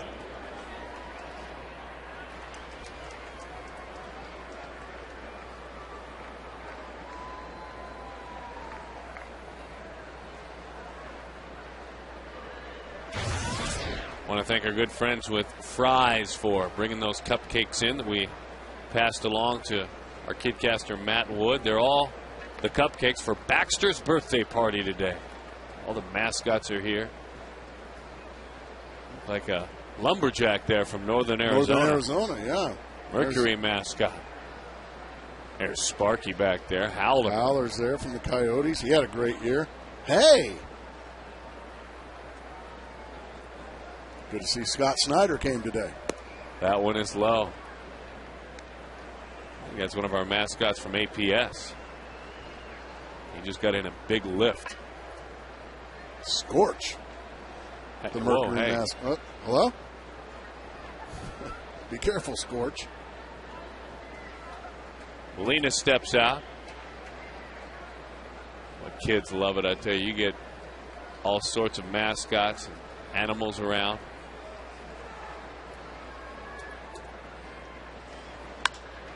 Into right center field. Why did you just have a feeling that Molina would find a way to do it? What a play by Parr. He stumbled, nearly came up empty, but As he started to fall down altogether and lose his footing, he shot it back in. That was a terrific play by Gerardo Parra.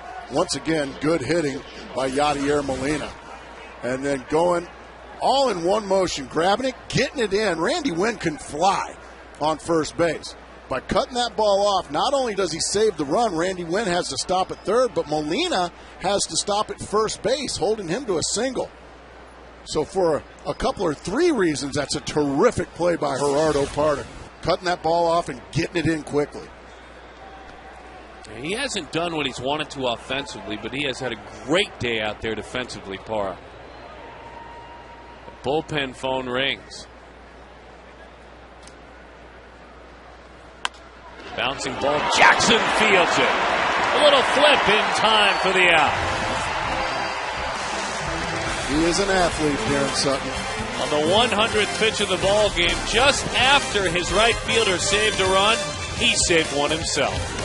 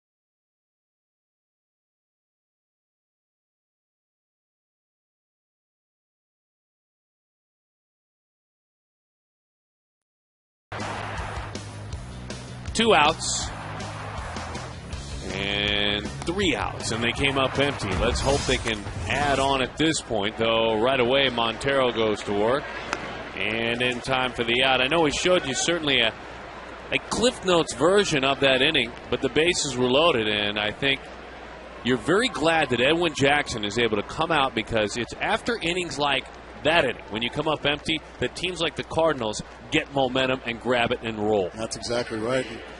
Really, the key to that inning of putting up that goose egg was going through Pujols and Holiday to get the first two outs. A strikeout to Pujols, and then an easy fly ball off the bat of Holiday.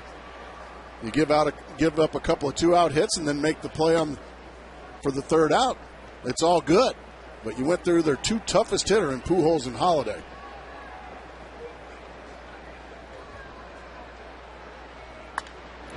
Shot. Chris Young's at it again. That one will roll towards that bullpen gate. Racing on around again, as we said earlier. What a turnaround it's been for this young man. Now let's stop mentioning last year. What a 2010 it's been for this young man. You got that right.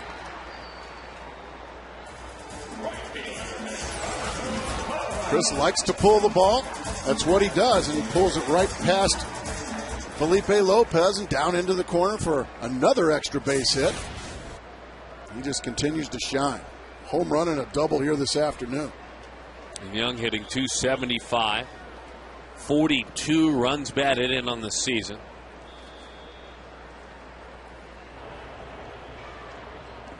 As that one bounces in there, Young doesn't move up. So here we are with Parra hitting. One out, Young in scoring position, the bullpen phone ringing. with Edwin Jackson on deck at an even 100 pitches.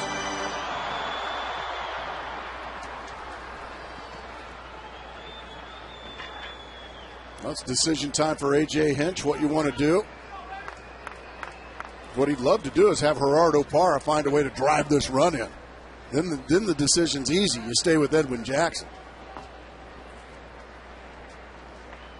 Parra popped up to the first baseman, grounded out to the second baseman. I would imagine the wheels turning right now. Esperling Vasquez warming. A lot of questions to ask yourself when your bullpen's ERA is over 7. That's exactly right. To be respectful to those guys down there makes it tougher for that man. It's not an automatic decision. Especially when your starter has thrown 6 shutout innings. That one got him. Well, it missed him. Well, it sure sounded like it got him. Looked like it grazed the pant legs, but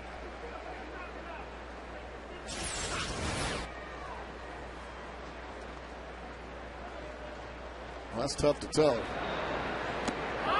Sounded like it hit. It hit something. I think he's pitching around him anyway.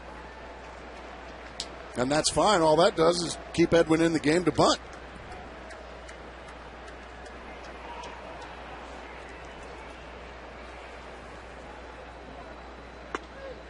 Perfect pitch, 3-1 to count.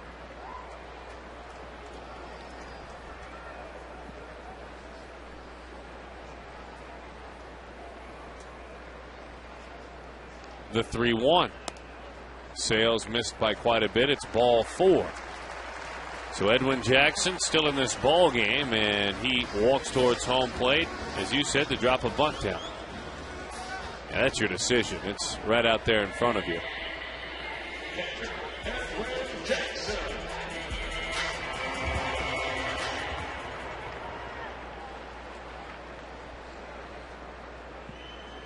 Pitch count for Carpenter is 107. So LaRussa starts his wheels turning, and the bullpen starts getting loose for St. Louis. Edwin drops it down. What a beautiful bunt. Will they get him at all? Just in time. Oh. Well, the Diamondbacks dugout. Neither can the Diamondbacks. A.J. Hinch is on his way out to have a conversation with first base umpire Chad Fairchild. I think it looked like Edwin beat it, but we'll see. That dugout erupted in red. What a great bunt.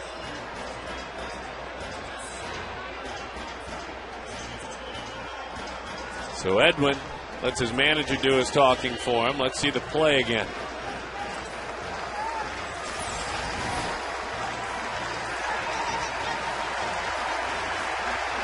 He was out. That's the it. right call. That is the right call by Chad Fairchild.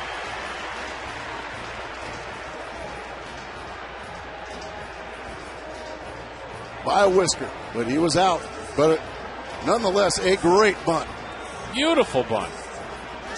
When you make him have to make a play like that. Fairchild let Hinch have his say. AJ never really getting animated. And he'll be glad he didn't. Because somebody will tell him when he gets back in the dugout that the replay showed that the ball beat him by a whisker. But you know what? Edwin, stay in the dugout and rest. That's exactly right. Great bunt.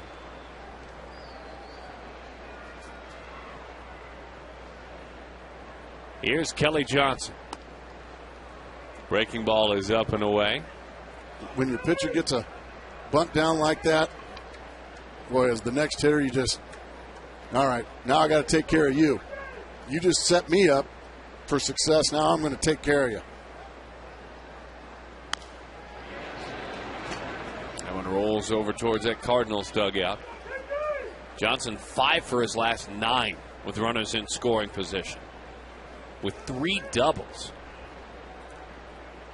What a homestand he is having. That batting average now back up over 283. He's got 13 home runs. Got this game started with a base hit, came around to score. This also could be a bit of a pitch around. I think you're on to something Try there. to make him swing at something out of the zone. Yeah, now they're going to put him on base. All right, Connor Jackson, a big opportunity for you. Connor has walked, fly to right field. He has struck out. Kelly's going to see a little bit more of that.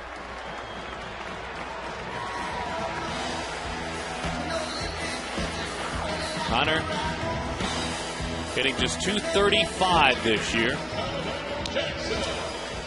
Left field's been a tough go of it the last couple of seasons. Yes, it has. 2008 till now. Left field combined in Arizona. Just .250. That's 27th in the game. .313 on base. That's last in baseball. And the slugging percentage of .382 is 27th as well. So hopefully a big turnaround time right now for Connor Jackson.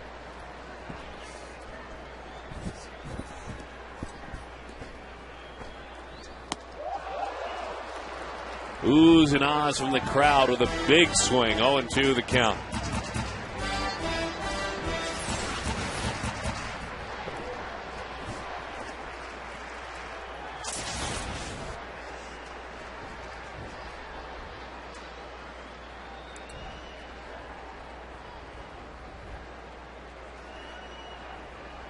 This team for the first month was the best in the game with 2 outs. Driving in runs, 2-out RBIs. They hurt. Talk about a knockout blow that you could deliver. Solid take, 1-2 the count. Dropped down and came down. A little sidearm on him with that breaking ball, and Connor was able to lay off of it.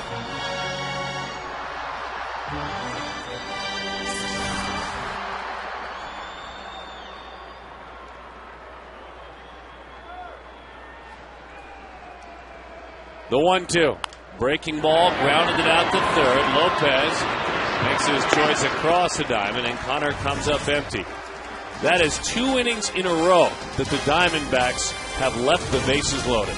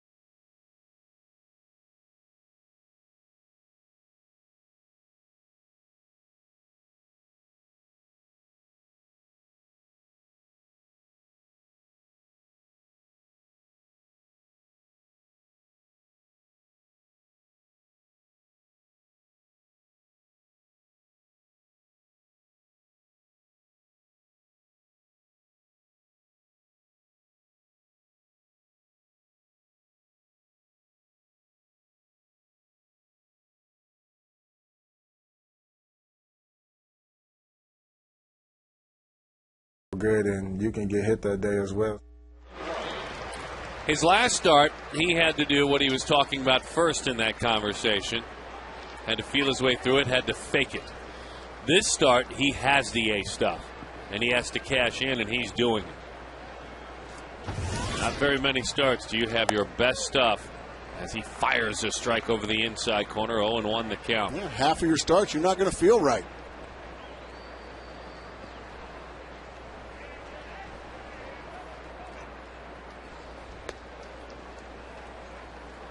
Well, I don't know how he feels today, but he's been awfully good.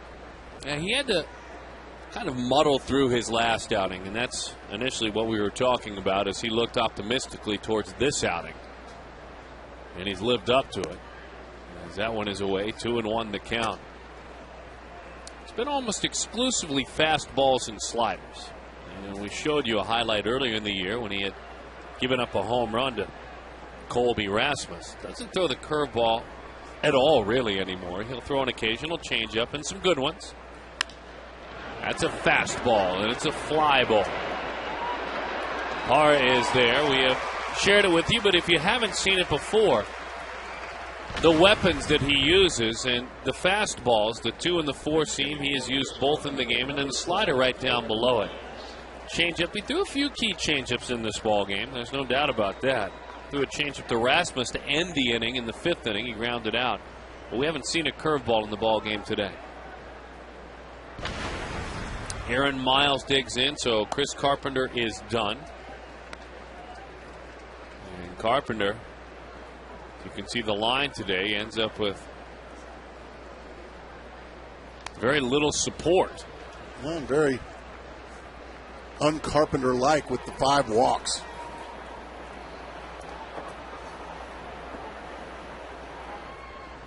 Quest high-speed internet, high-speed pitch, both doing it with great stuff and good velocity.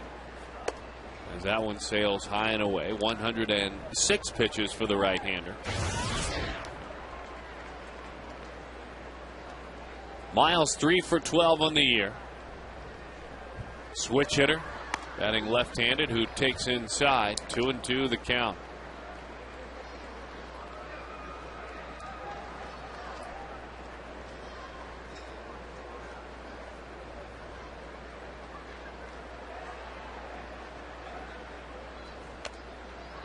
Took it right out of the mitt there. A high 95-mile-an-hour fastball.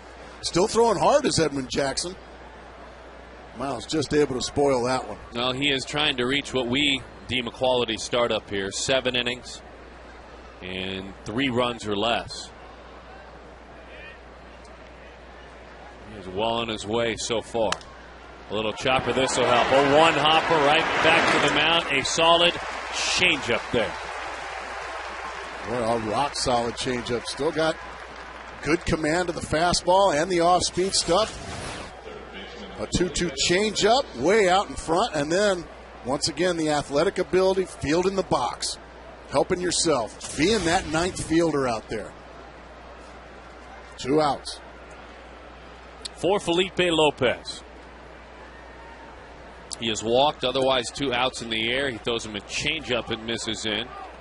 1-0 the count. Edwin Jackson in his 124th Major League start, looking to win his 42nd game. Bouncing ball, that's a base hit into center field.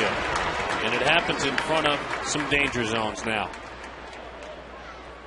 Well, you have to go through these guys at least one more time, and these guys would be Rasmus, Pujols, and or Holiday.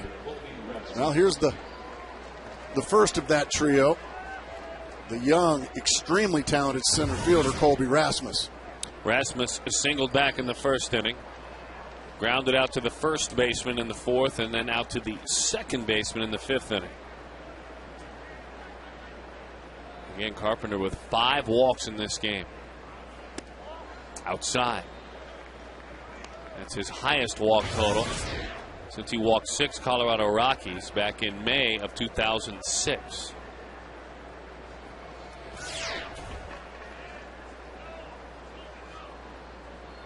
Reynolds on the grass at 3rd.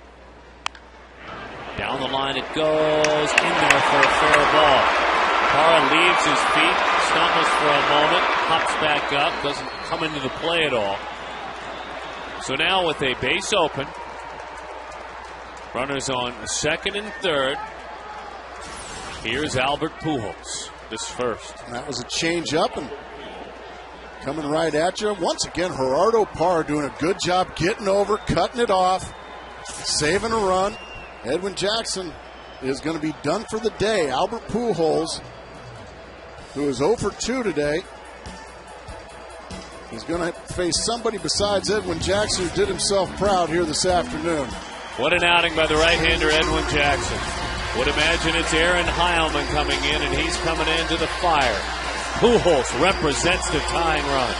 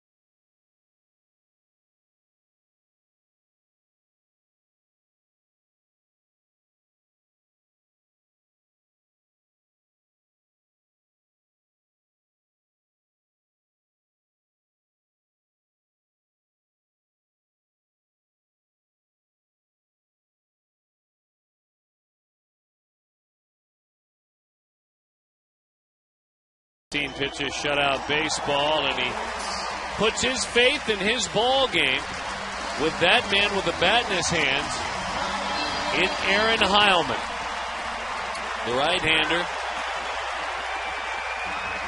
going to work against Albert Pujols, the most dependable relief pitcher all year long for the Diamondbacks, the only dependable relief pitcher all year long for the Diamondbacks.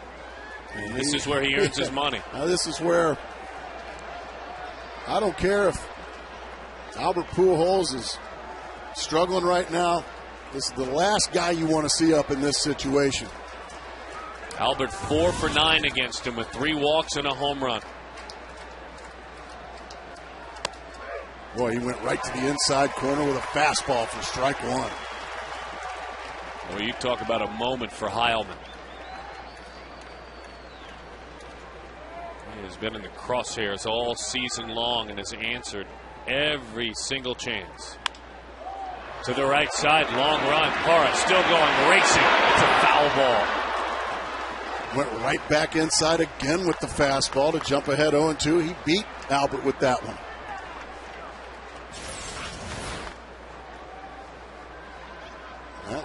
That wasn't inside. That was middle according to the pitch track.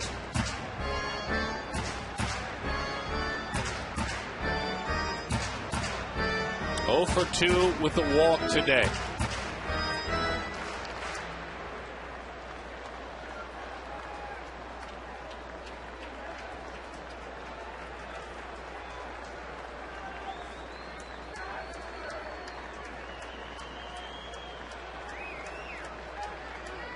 Heilman sets at the letters and now steps off. Albert saying, I need timeout, so they grant it to him. Pujols 2 for 21 against Arizona this year. Broke his bat. Fair ball.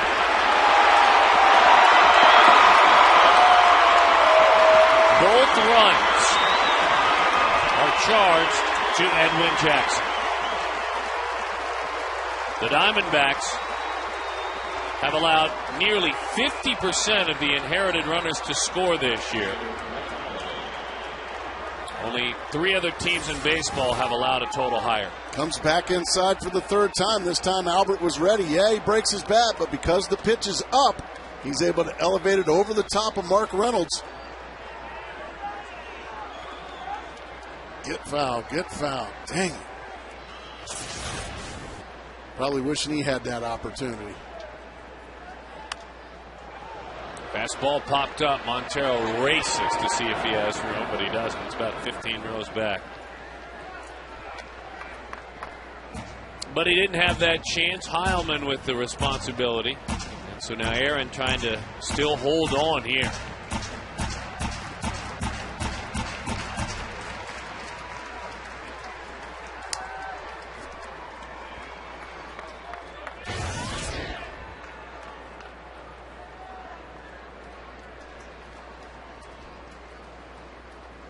The 0-1. Change up. Solid take there. 1-1 the count.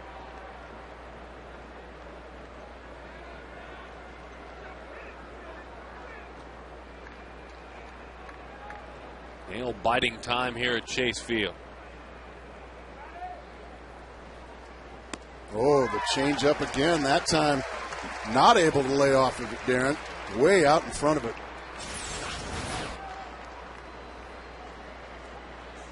Once again, 2 strikes on a very dangerous hitter. Albert Pujols ended up doubling on an 0-2 count. Let's see if Aaron Heilman can ring him up. Bouncing ball, Drew sets, fires, got it. Fine play by Stephen Drew. It just became a ball game, though. Getting out of that mess in a sense. That man's still on the hook for the win. That man, another big hit.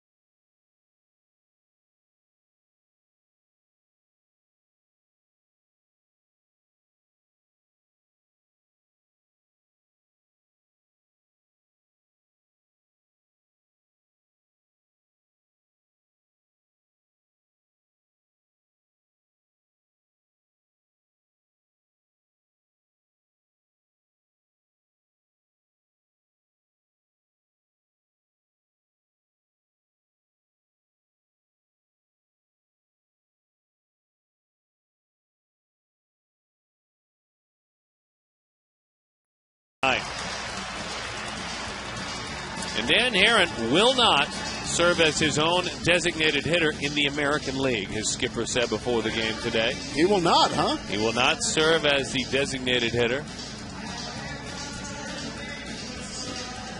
Wow. Can't have enough 400 hitters in your lineup, can you? One would think.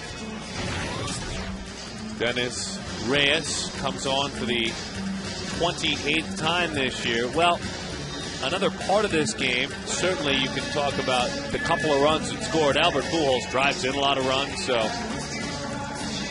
the frustration may reside for the Diamondbacks in the fact that in the 5th inning and in the 6th inning, you just go right on down. You have your 2, 3, 4, and 5 hitters that were combined 0 for 4 with the bases loaded. Well, they had a chance to make this a runaway blowout type game, but came up empty with the bases loaded, nobody out, and then the bases loaded 2 outs. Left the Cardinals plenty of breathing room, and because of that, they are right back in the ball game. Our Amica Insurance hit zone, you can see for Drew, away, away, away, and then down and in.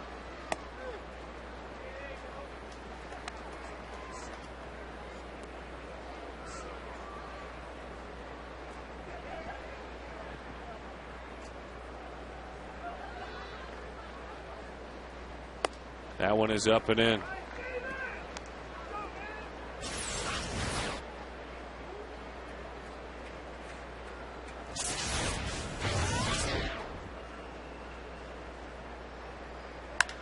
Steven drives it right field and spins a couple of times. He can't get there. A high bounce off that wall. Steven Drew easily standing up. All right, gentlemen, another chance to add on. Now it's mandatory.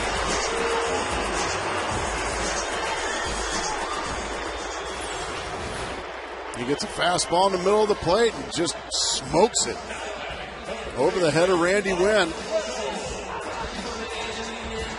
And once it takes the high bounce, Steven Drew with his speed in for a stand-up double.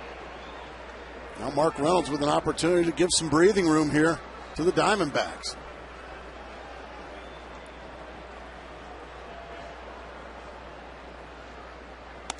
That one misses up.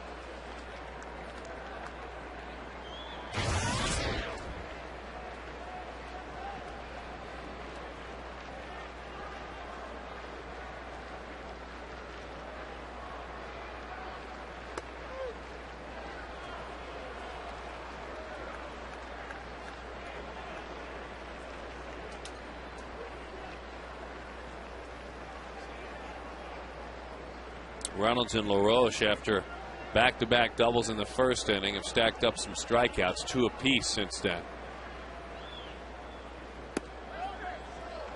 Just down. That's a pretty good pitch. 2-1 the count. You had that low, though? No, Mike Riley had it low. Okay, I just thought I'd double check. 2-1. 2-2. Looked similar, didn't it? Yes, it did. Just want to find a way to get that runner to third base here. Got to find a way to produce a run, and that's not going to do it. Big swing actually hit the catcher on the follow-through, so 3 strikeouts in a row. Looked like a changeup he got him with. And that's just the thing, the strikeout is just so unproductive. A ground ball possibly gets Drew to third.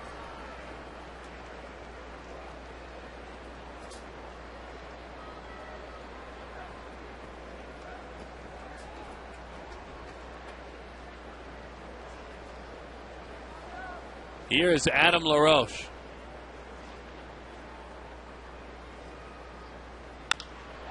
Base hit right field.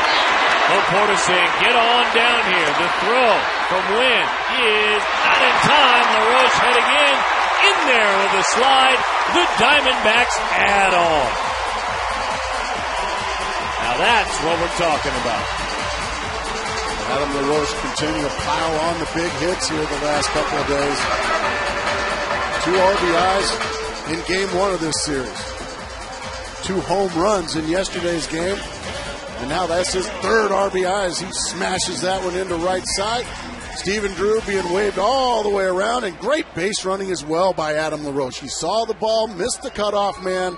Once this ball airmails over Pujols, LaRoche never stops, beats the throw to second base, and now he's in scoring position.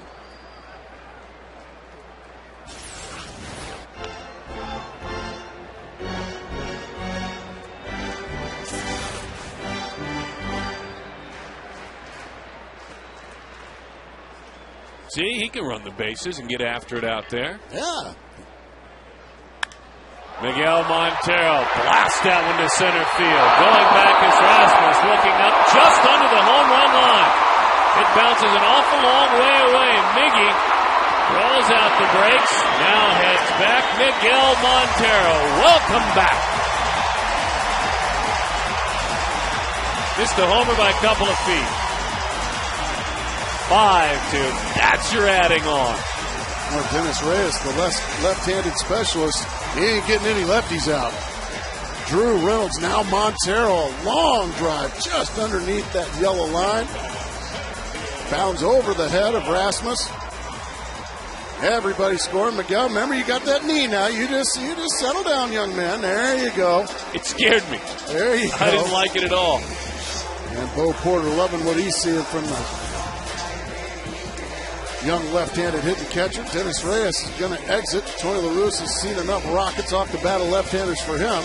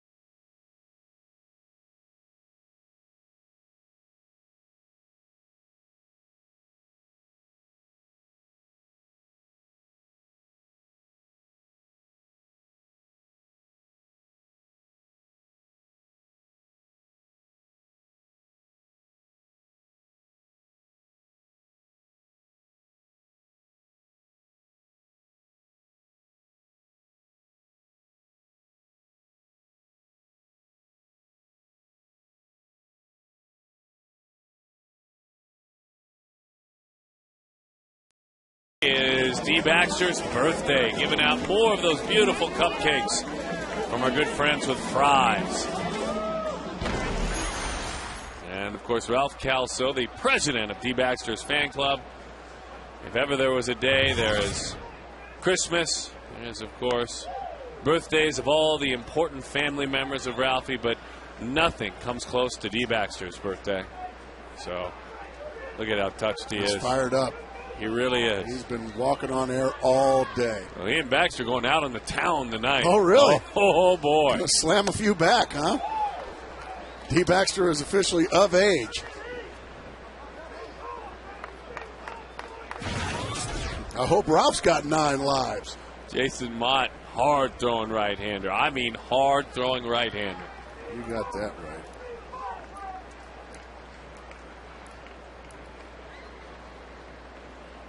Five to 2 the score. Pops it up over our head. That's up by Ralph.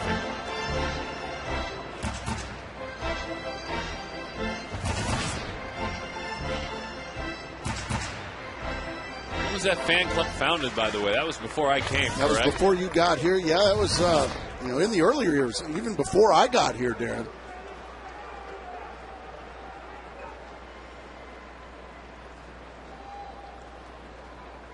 Well,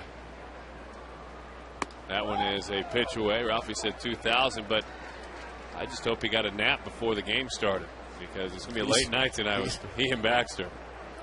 Baxter knows the places that'll, stay open. 1-2 the count. Gas. Goodness. This boy's got a right arm like you read about. I mean, just here it is. Right past Chris Young.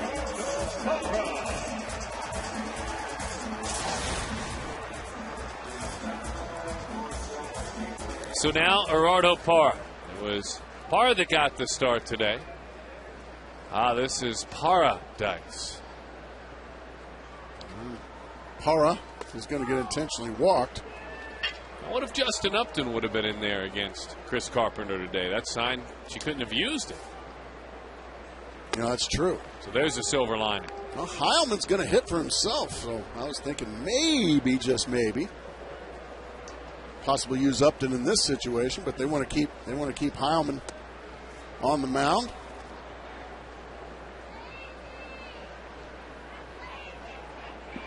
Have you voted today for the All-Star game? Because voting is still open for the 2010 All-Star game in Anaheim. Send your favorite players and the deserving players to like the Kelly All-Star Johnson. game, like Kelly Johnson. Vote early, vote often, vote now at dbacks.com. You can vote right there. I voted today. Did you? About 5 times. There he is. Vote Kelly Johnson. Got to get him there, folks. He deserves it. So now Aaron Heilman.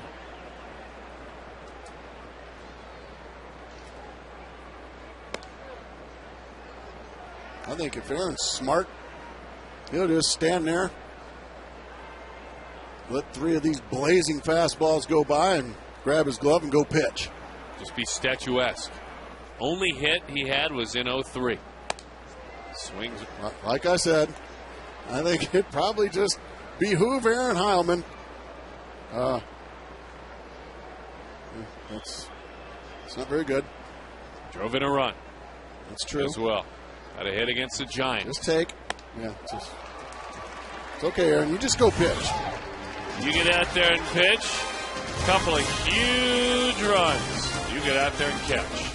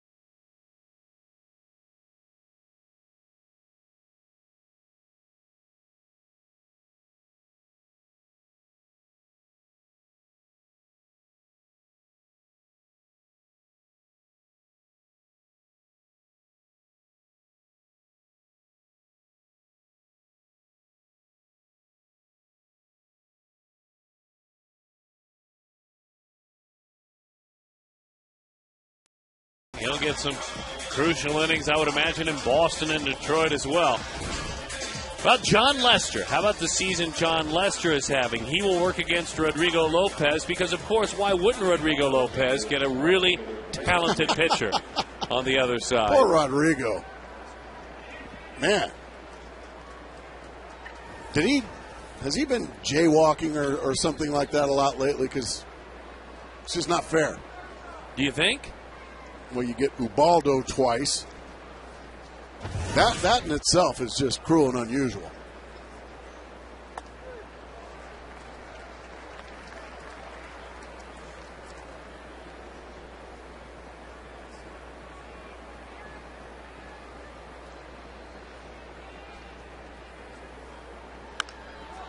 There's that changeup, a funky swing. Stephen Drew racing. Stephen into some sunlight finds that baseball. Peeking into the windows here indoors at Chase. A little bit more on Stephen Drew, and of course, on his relationship with an interesting guy over by him. Here's Mark McClune. Mark? Yeah, he just made the catch right in front of Jose Oquendo, the third base coach for the St. Louis Cardinals. And an interesting story, when Stephen was in college and even back into high school, his brother J.D.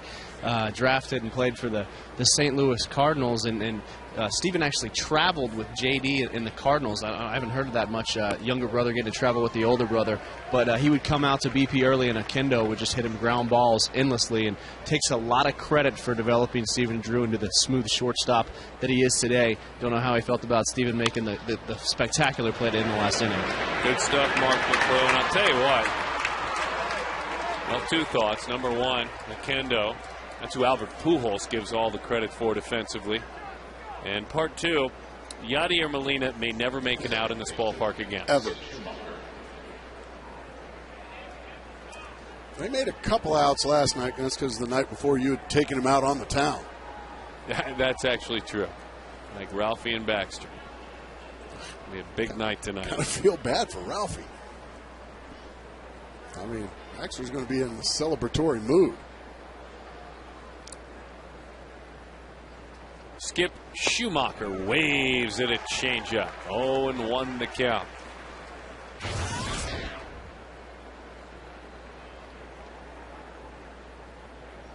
Two runs, 10 hits. 10 hits for the Cardinals with no errors. They've left 8 on base. For the Diamondbacks, 5-9-0. They have stranded 10. Changeup. Boy, that's a tough take right there. 1-1 the count. You talk about a confidence-building bottom of the 7th when you come up empty. Bases loaded in the 2 previous innings for the Diamondbacks.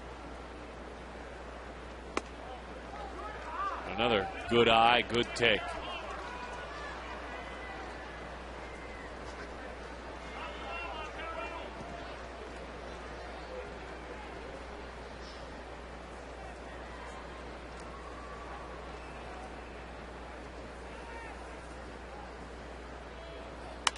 Schumacher into left field. Late break. Connor Jackson coming on. Dives! He's got it! And he's hurt.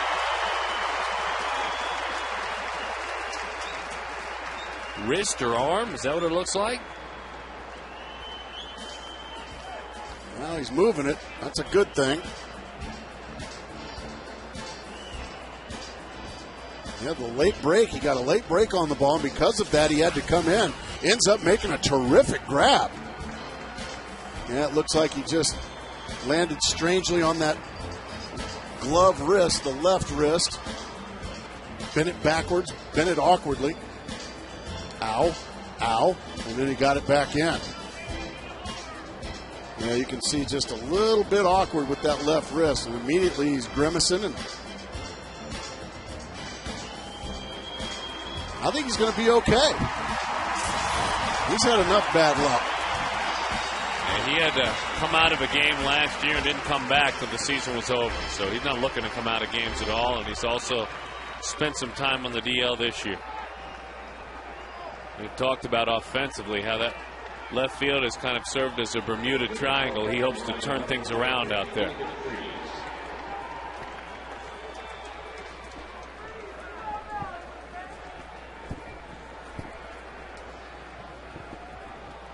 So now David Freese.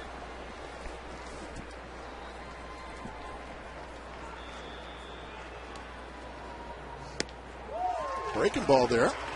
That's the first one. Did you hear that dugout phone is ringing? I did. It's ringing out there. Probably for, I would imagine, Chad Qualls.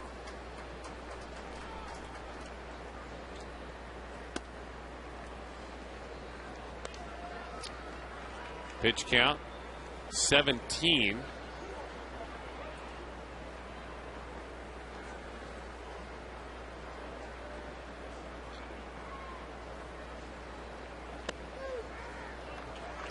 Beautiful 1-2 there. the count to Freese. 305 this year. Slugging .431. On base of .373. The 1-2. There's another breaking ball. Now he's thrown a couple of them. He is almost exclusively fastball changeup. When you start working into that second inning, you're stretching it out a little bit. Why not give him another look?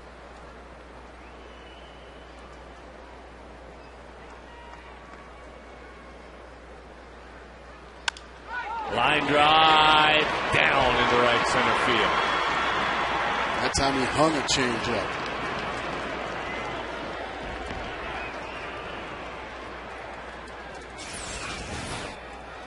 Changeup just stays right up there around the belt, right in the middle, and Freese drills it. We're going to have a meeting on the mound with Mel Stottlemyre. Ryan Ludwig has a bat. He is ready to roll.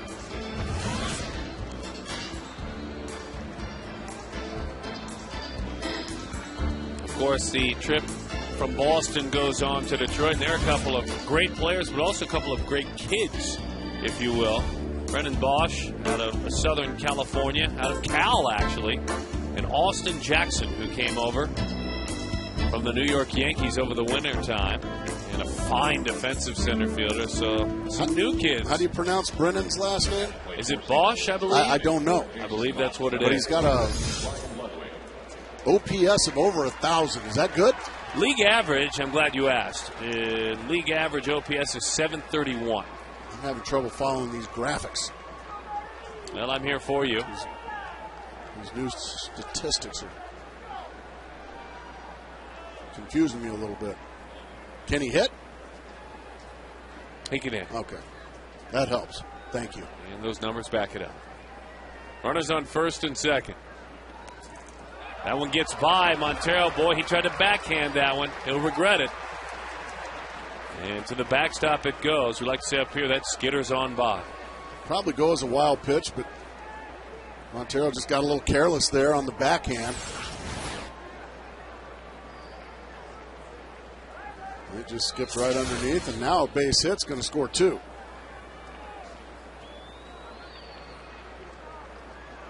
Ludwig, by the way, runners in scoring position, 2 outs. He is 10 for 19 this year. And that's good. Yeah, that I know is good. 4th best in the game this year. But a few more sliders now. That's 2 sliders in a row, and that's about 4 this inning.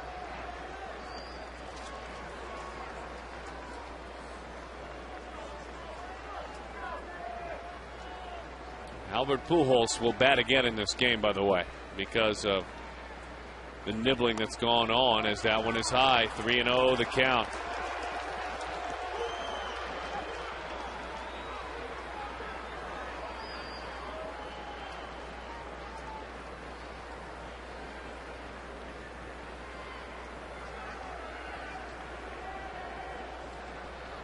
Three and 0. 3-1, taking right down Broadway.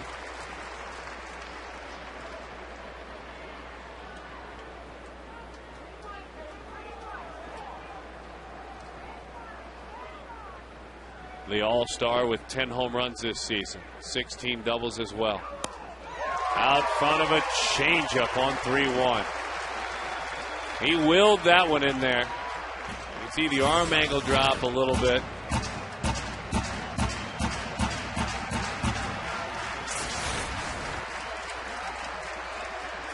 Let's see if the crowd tries to get behind Aaron Heilman.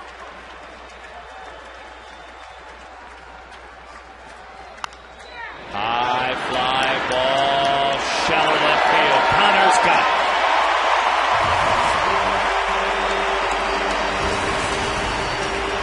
He's been dependable all year.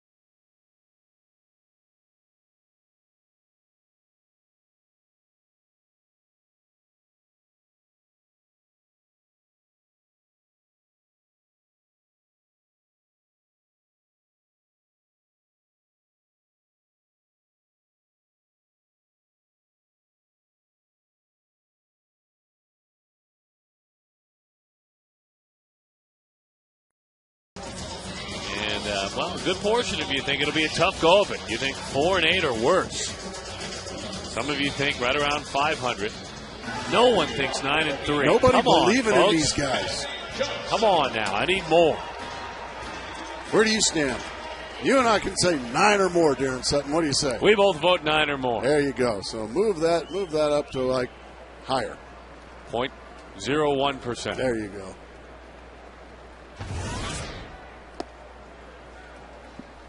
Kelly Johnson going to lead off the bottom of the 8th. A nice job turned in again by Aaron Heilman.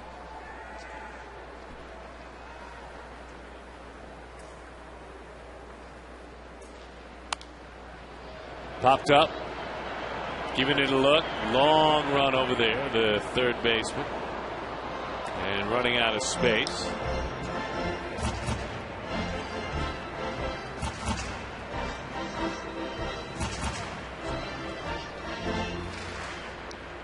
Miller, the left-hander.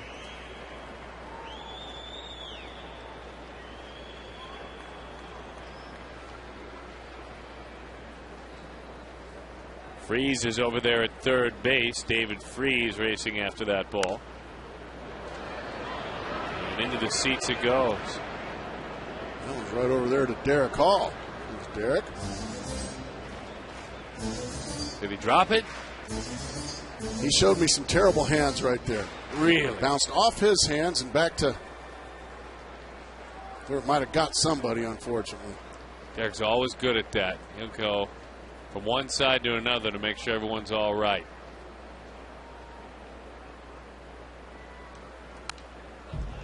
That one is fouled off the screen.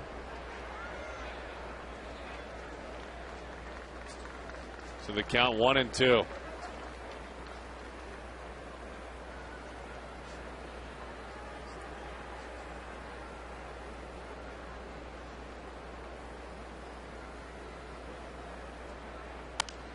Fouled off again. This one's into the upper deck.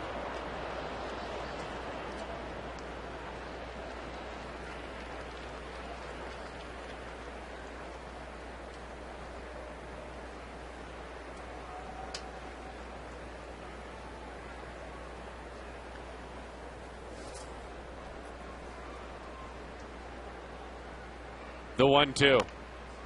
Didn't mean to. Little check swing. Miller fielding, firing Cool. Stayed on the bag, barely.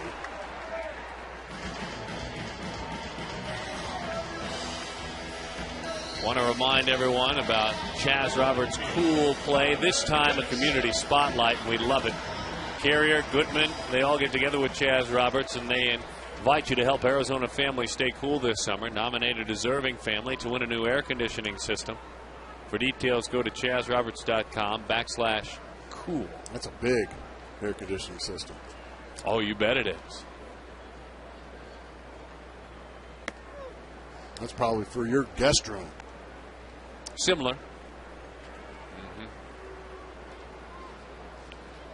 0-1 the count. Good to see Connor's wrist is okay after making a nice sprawling catch the inning before. Let's see if he can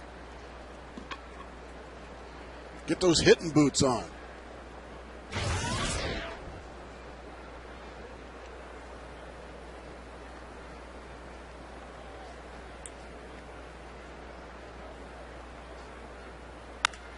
There's his hitting boots. That wrist is just fine.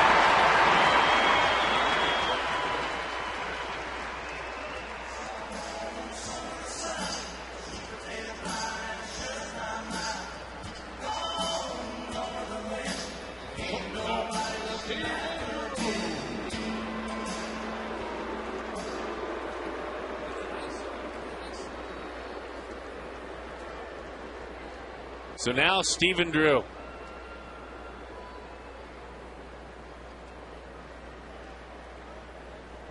Looking to add on against a southpaw, Trevor Miller.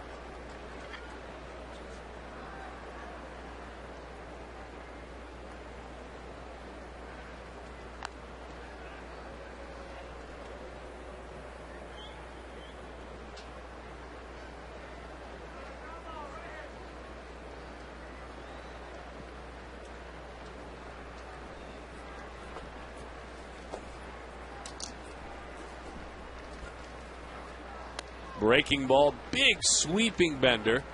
0-1 the count to Stephen Drew.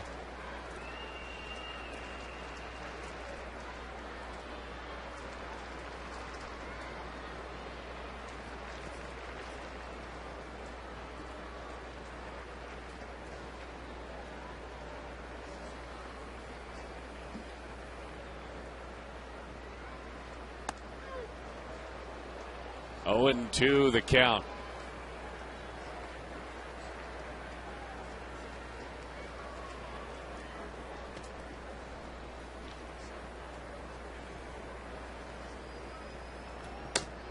Oh, and 2.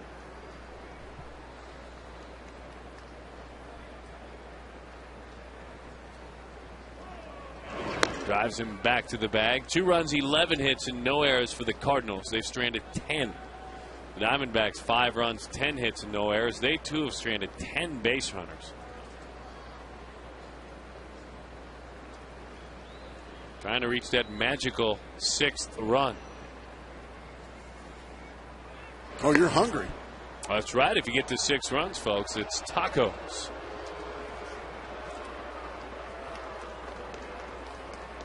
We're heading over there after the ball game today. It's almost 4 o'clock from yesterday. And I'm also glad if the Diamondbacks can plate this run. Well, it doesn't look like they're going to do it this time. I was looking forward to those participating Taco Bells in Boston. No, that's not at all how it works. 3 big outs to get, though.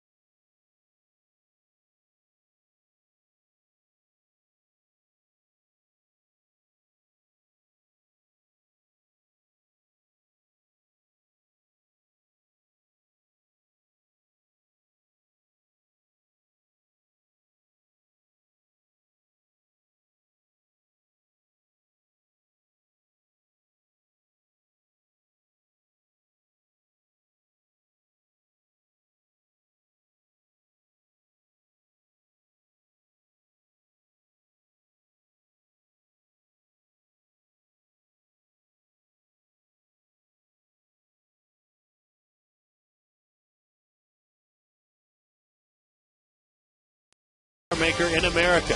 ValleyHyundaiDealers.com. Chad Qualls ready to roll, and the Diamondbacks looking to make it, dare I say, after struggling to 10 consecutive losses in a road trip in which they didn't win a single game. A chance to have a winning homestand, and Qualls it now rests as his responsibility. 12 of 16 with a 7.77 ERA. Last couple of years against St. Louis, he's had a pretty tough go of it. 4 1/3 innings with 7 runs allowed against him. A 14 ERA. He can change that right now. Outside, 1-0 the count.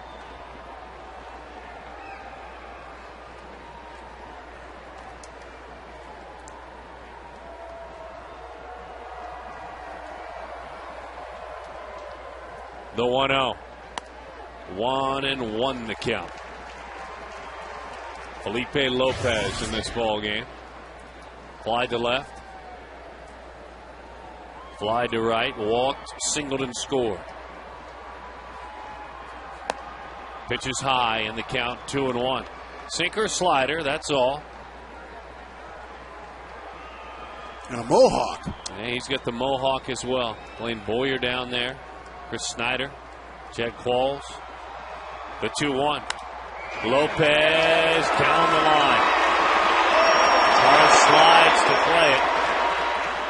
And Felipe Lopez with a double. Baseball's biggest stars go head-to-head, and they do so on one spectacular night as Fox brings you every moment of the 2010 Major League Baseball All-Star Game. Coverage begins Tuesday, July 13th from Anaheim, Orange County, California at 5, only on Fox.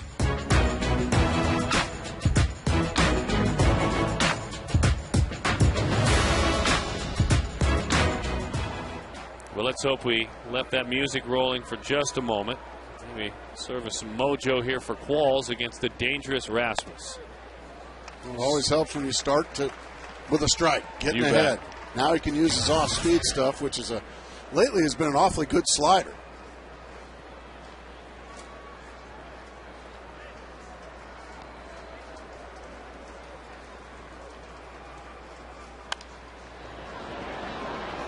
Stay with the fastball and beat him. Didn't beat him this time. That was a slider as well. And that one just spun belt high, and Rasmus destroyed it. And now he sits 0-2 with Albert Pujols on deck.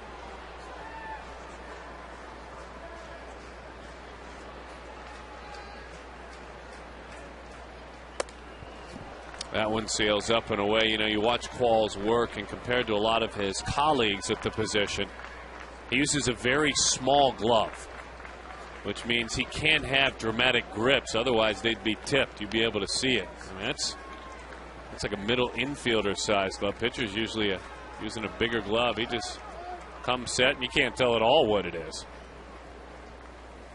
Wouldn't surprise me at all if he throws both pitches from the same grip. There's no doubt. You're exactly right, because two-seam fastball, you can have those two fingers together and then just turn the wrist a bit.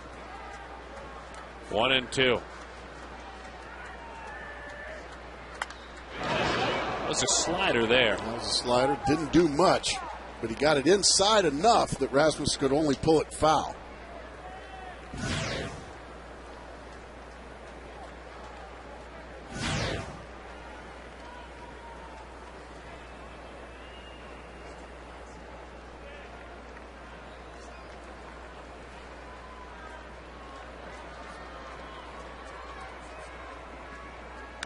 That was a much better slider that time, but Rasmus still able to nick it foul and give himself another opportunity. You always talk with us and our viewers at home about that little nick, how important it is. Because this very next one could be a mistake. The longer you battle, the longer you keep yourself alive, the bigger the chance of a mistake from the opposing pitcher.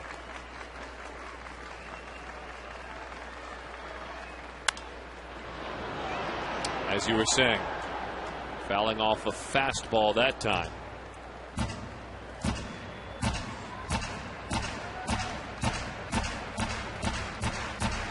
Rasmus 3 for 4 against him with that home run and 3 RBIs. Albert, who waits on deck. Bigger numbers. We'll share them with you in a moment. But first, the 1-2. Fastball in, 2-2 the count. Tried the comebacker there and just missed the inside corner.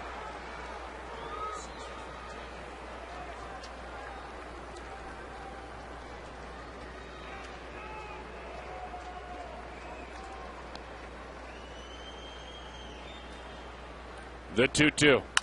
Bouncing ball. LaRose plays it. Flip. Bobbled. Safe.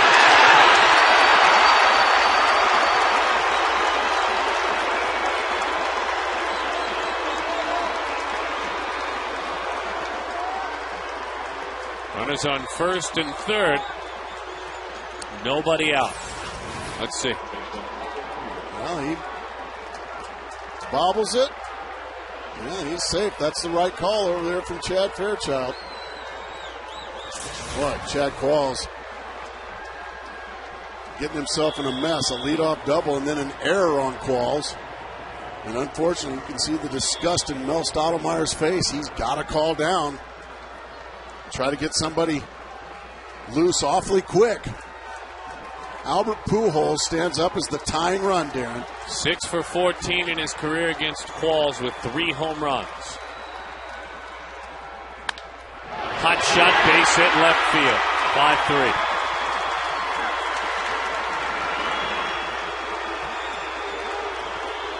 He didn't wait around, did he? No.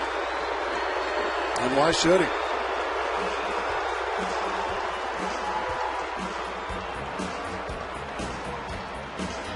Esperling Vasquez starts to play catch out there. Mel Stottlemyre Jr. visiting. 13 hits for the Cardinals. They've stranded 10. The Diamondbacks with 10 hits. Now one big error.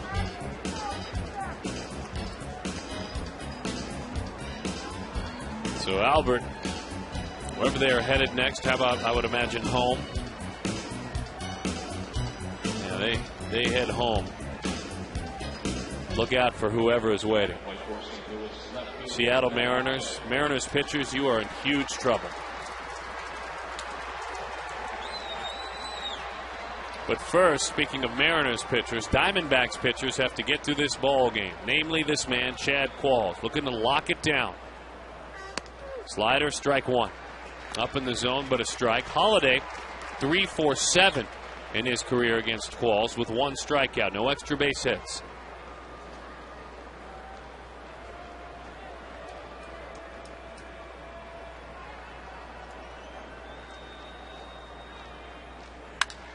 High drive, center field. Young's got a beat. Makes the play, tagging. And heading to third is Rasmus. So Matt Holliday. You can live with that. You bet. That's a big first out. In front of Randy Wynn. Wynn against Qualls, 3 for 6 with a double and a homer.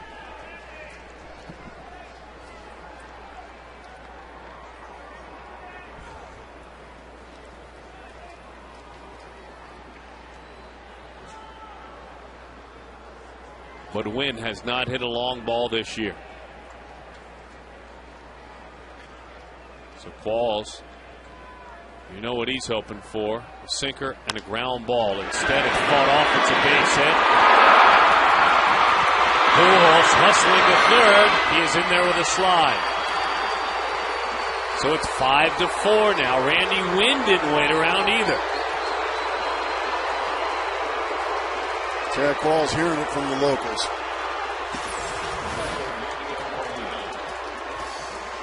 Just goes down and whacks it into left center field. Albert Pujols never hesitating.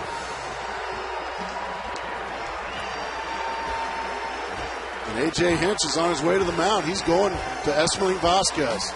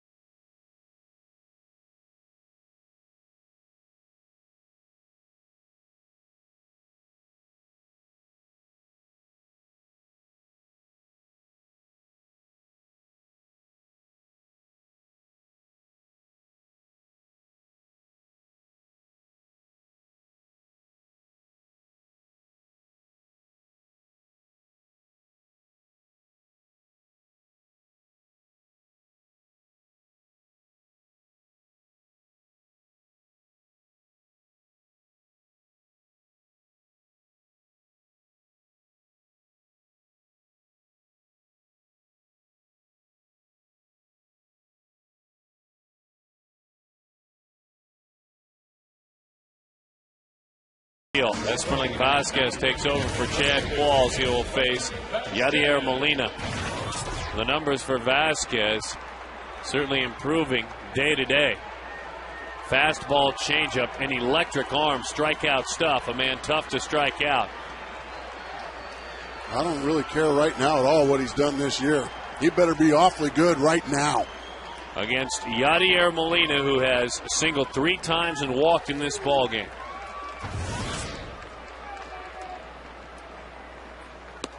Over the outside corner, fastball, strike 1.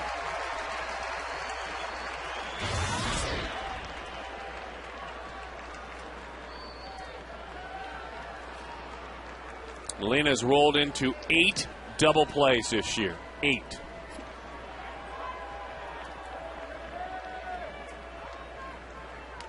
To the backstop it goes. And we're tied.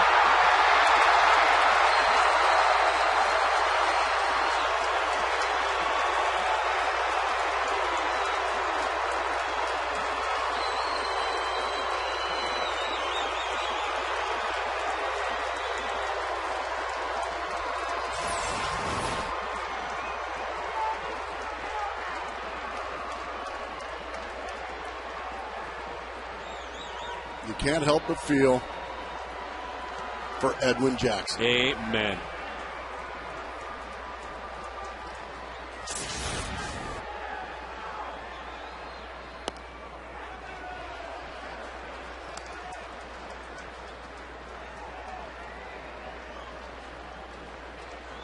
Now, out there at second base, Randy Wynn.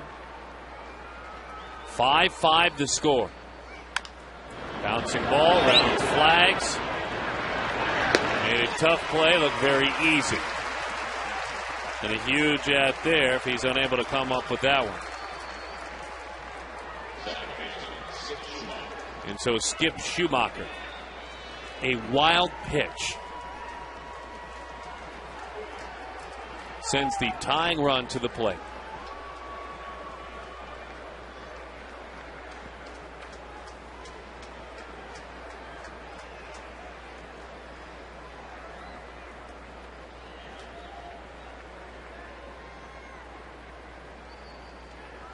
Good starting pitching.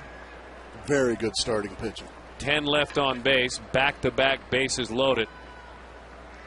As that one is a changeup and a high strike and a struggling bullpen. Yeah, but you left the bases loaded. You've got 5 runs on the board. You had a 3-run lead in the 9th inning. You're exactly right. That's the bottom line. You had a 3-run lead in the 9th inning. Keyword had.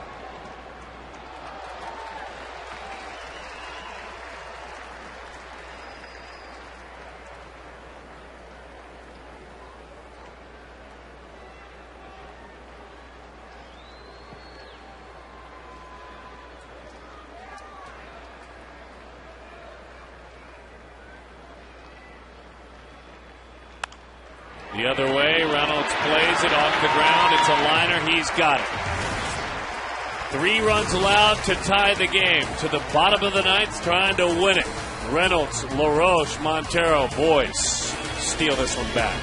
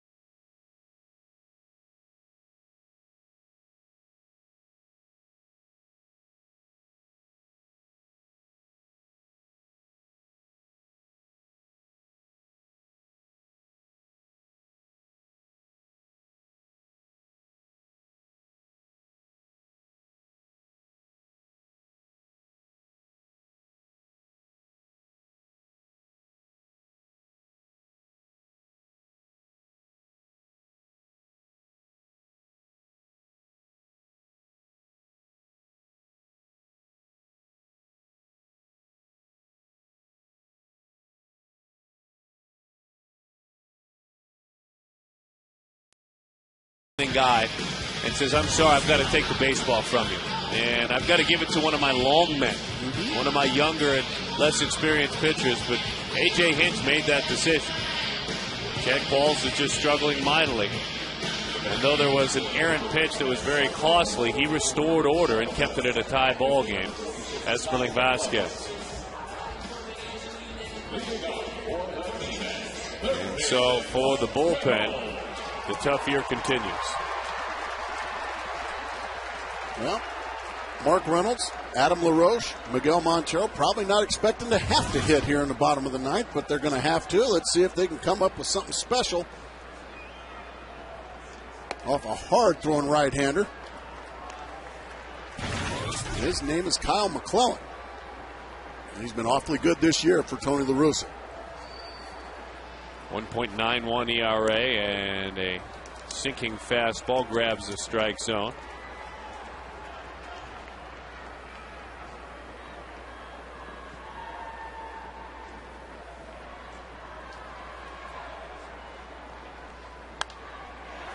That one is popped up. And into the seats it goes. Nick Stavanoa. Big fella out there in right field now.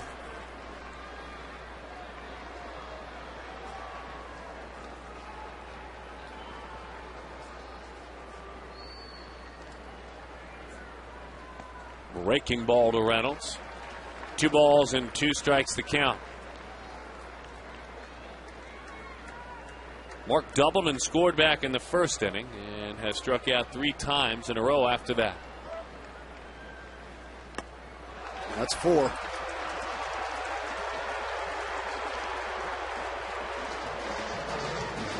Adam LaRoche.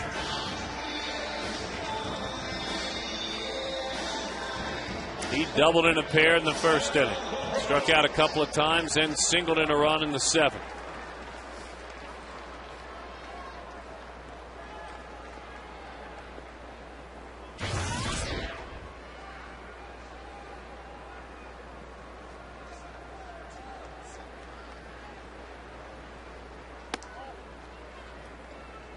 One and 0 the count to Adam.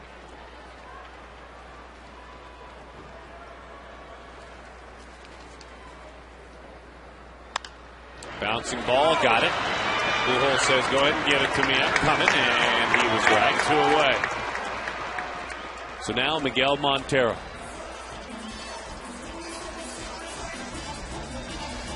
Vasquez will continue to work for A.J. Hinch. No one's up in that bullpen. A little bit of sunshine peeks into that dugout through the windows.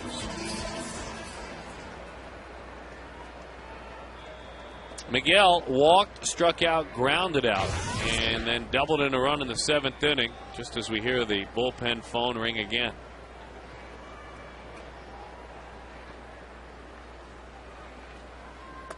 Fastball from McClellan. Sails high.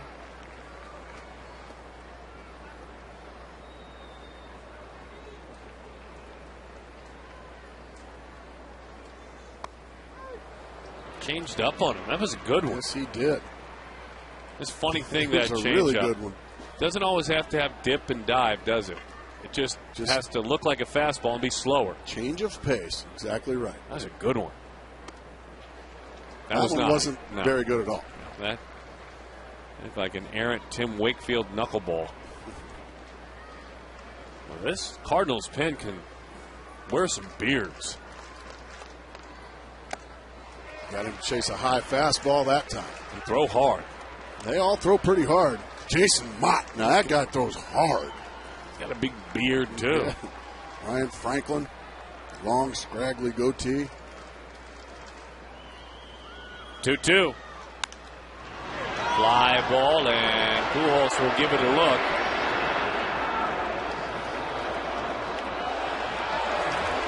About to bounce back onto the field. That fan saved himself a souvenir. Well, Miguel Montero wouldn't hit a walk-off home run like in his first start back, would he? Well, you bet your boots he would. I'm just kind of thinking out loud. Maybe wishful thinking out loud. What do you think? I'm with you. Here comes a curveball. Hang it. Missed it. 3-2 the count. I like the way you're thinking. Folks at home, I know you do as well. Chris Young waits.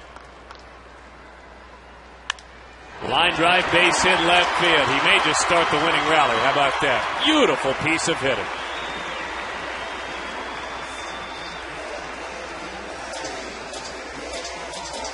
Well, now Chris Young has had another terrific game with a home run and a double. He's going to get his opportunity here with 2 outs.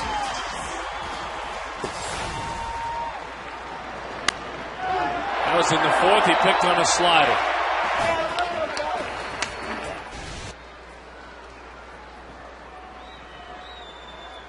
One for 5 in his career against Kyle McClellan. Fastball right down the middle, and he took it.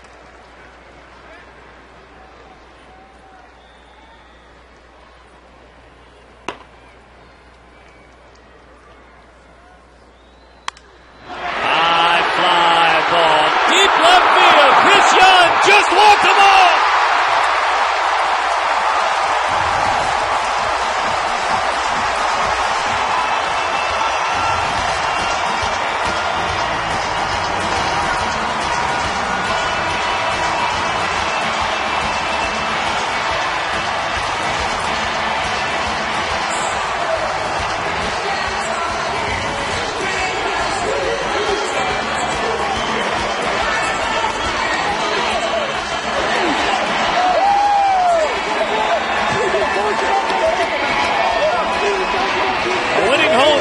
The Diamondbacks. And Chris Young just rescued that bullpen. Fastball. Chris Young nailed it. It gets about 3 rows deep.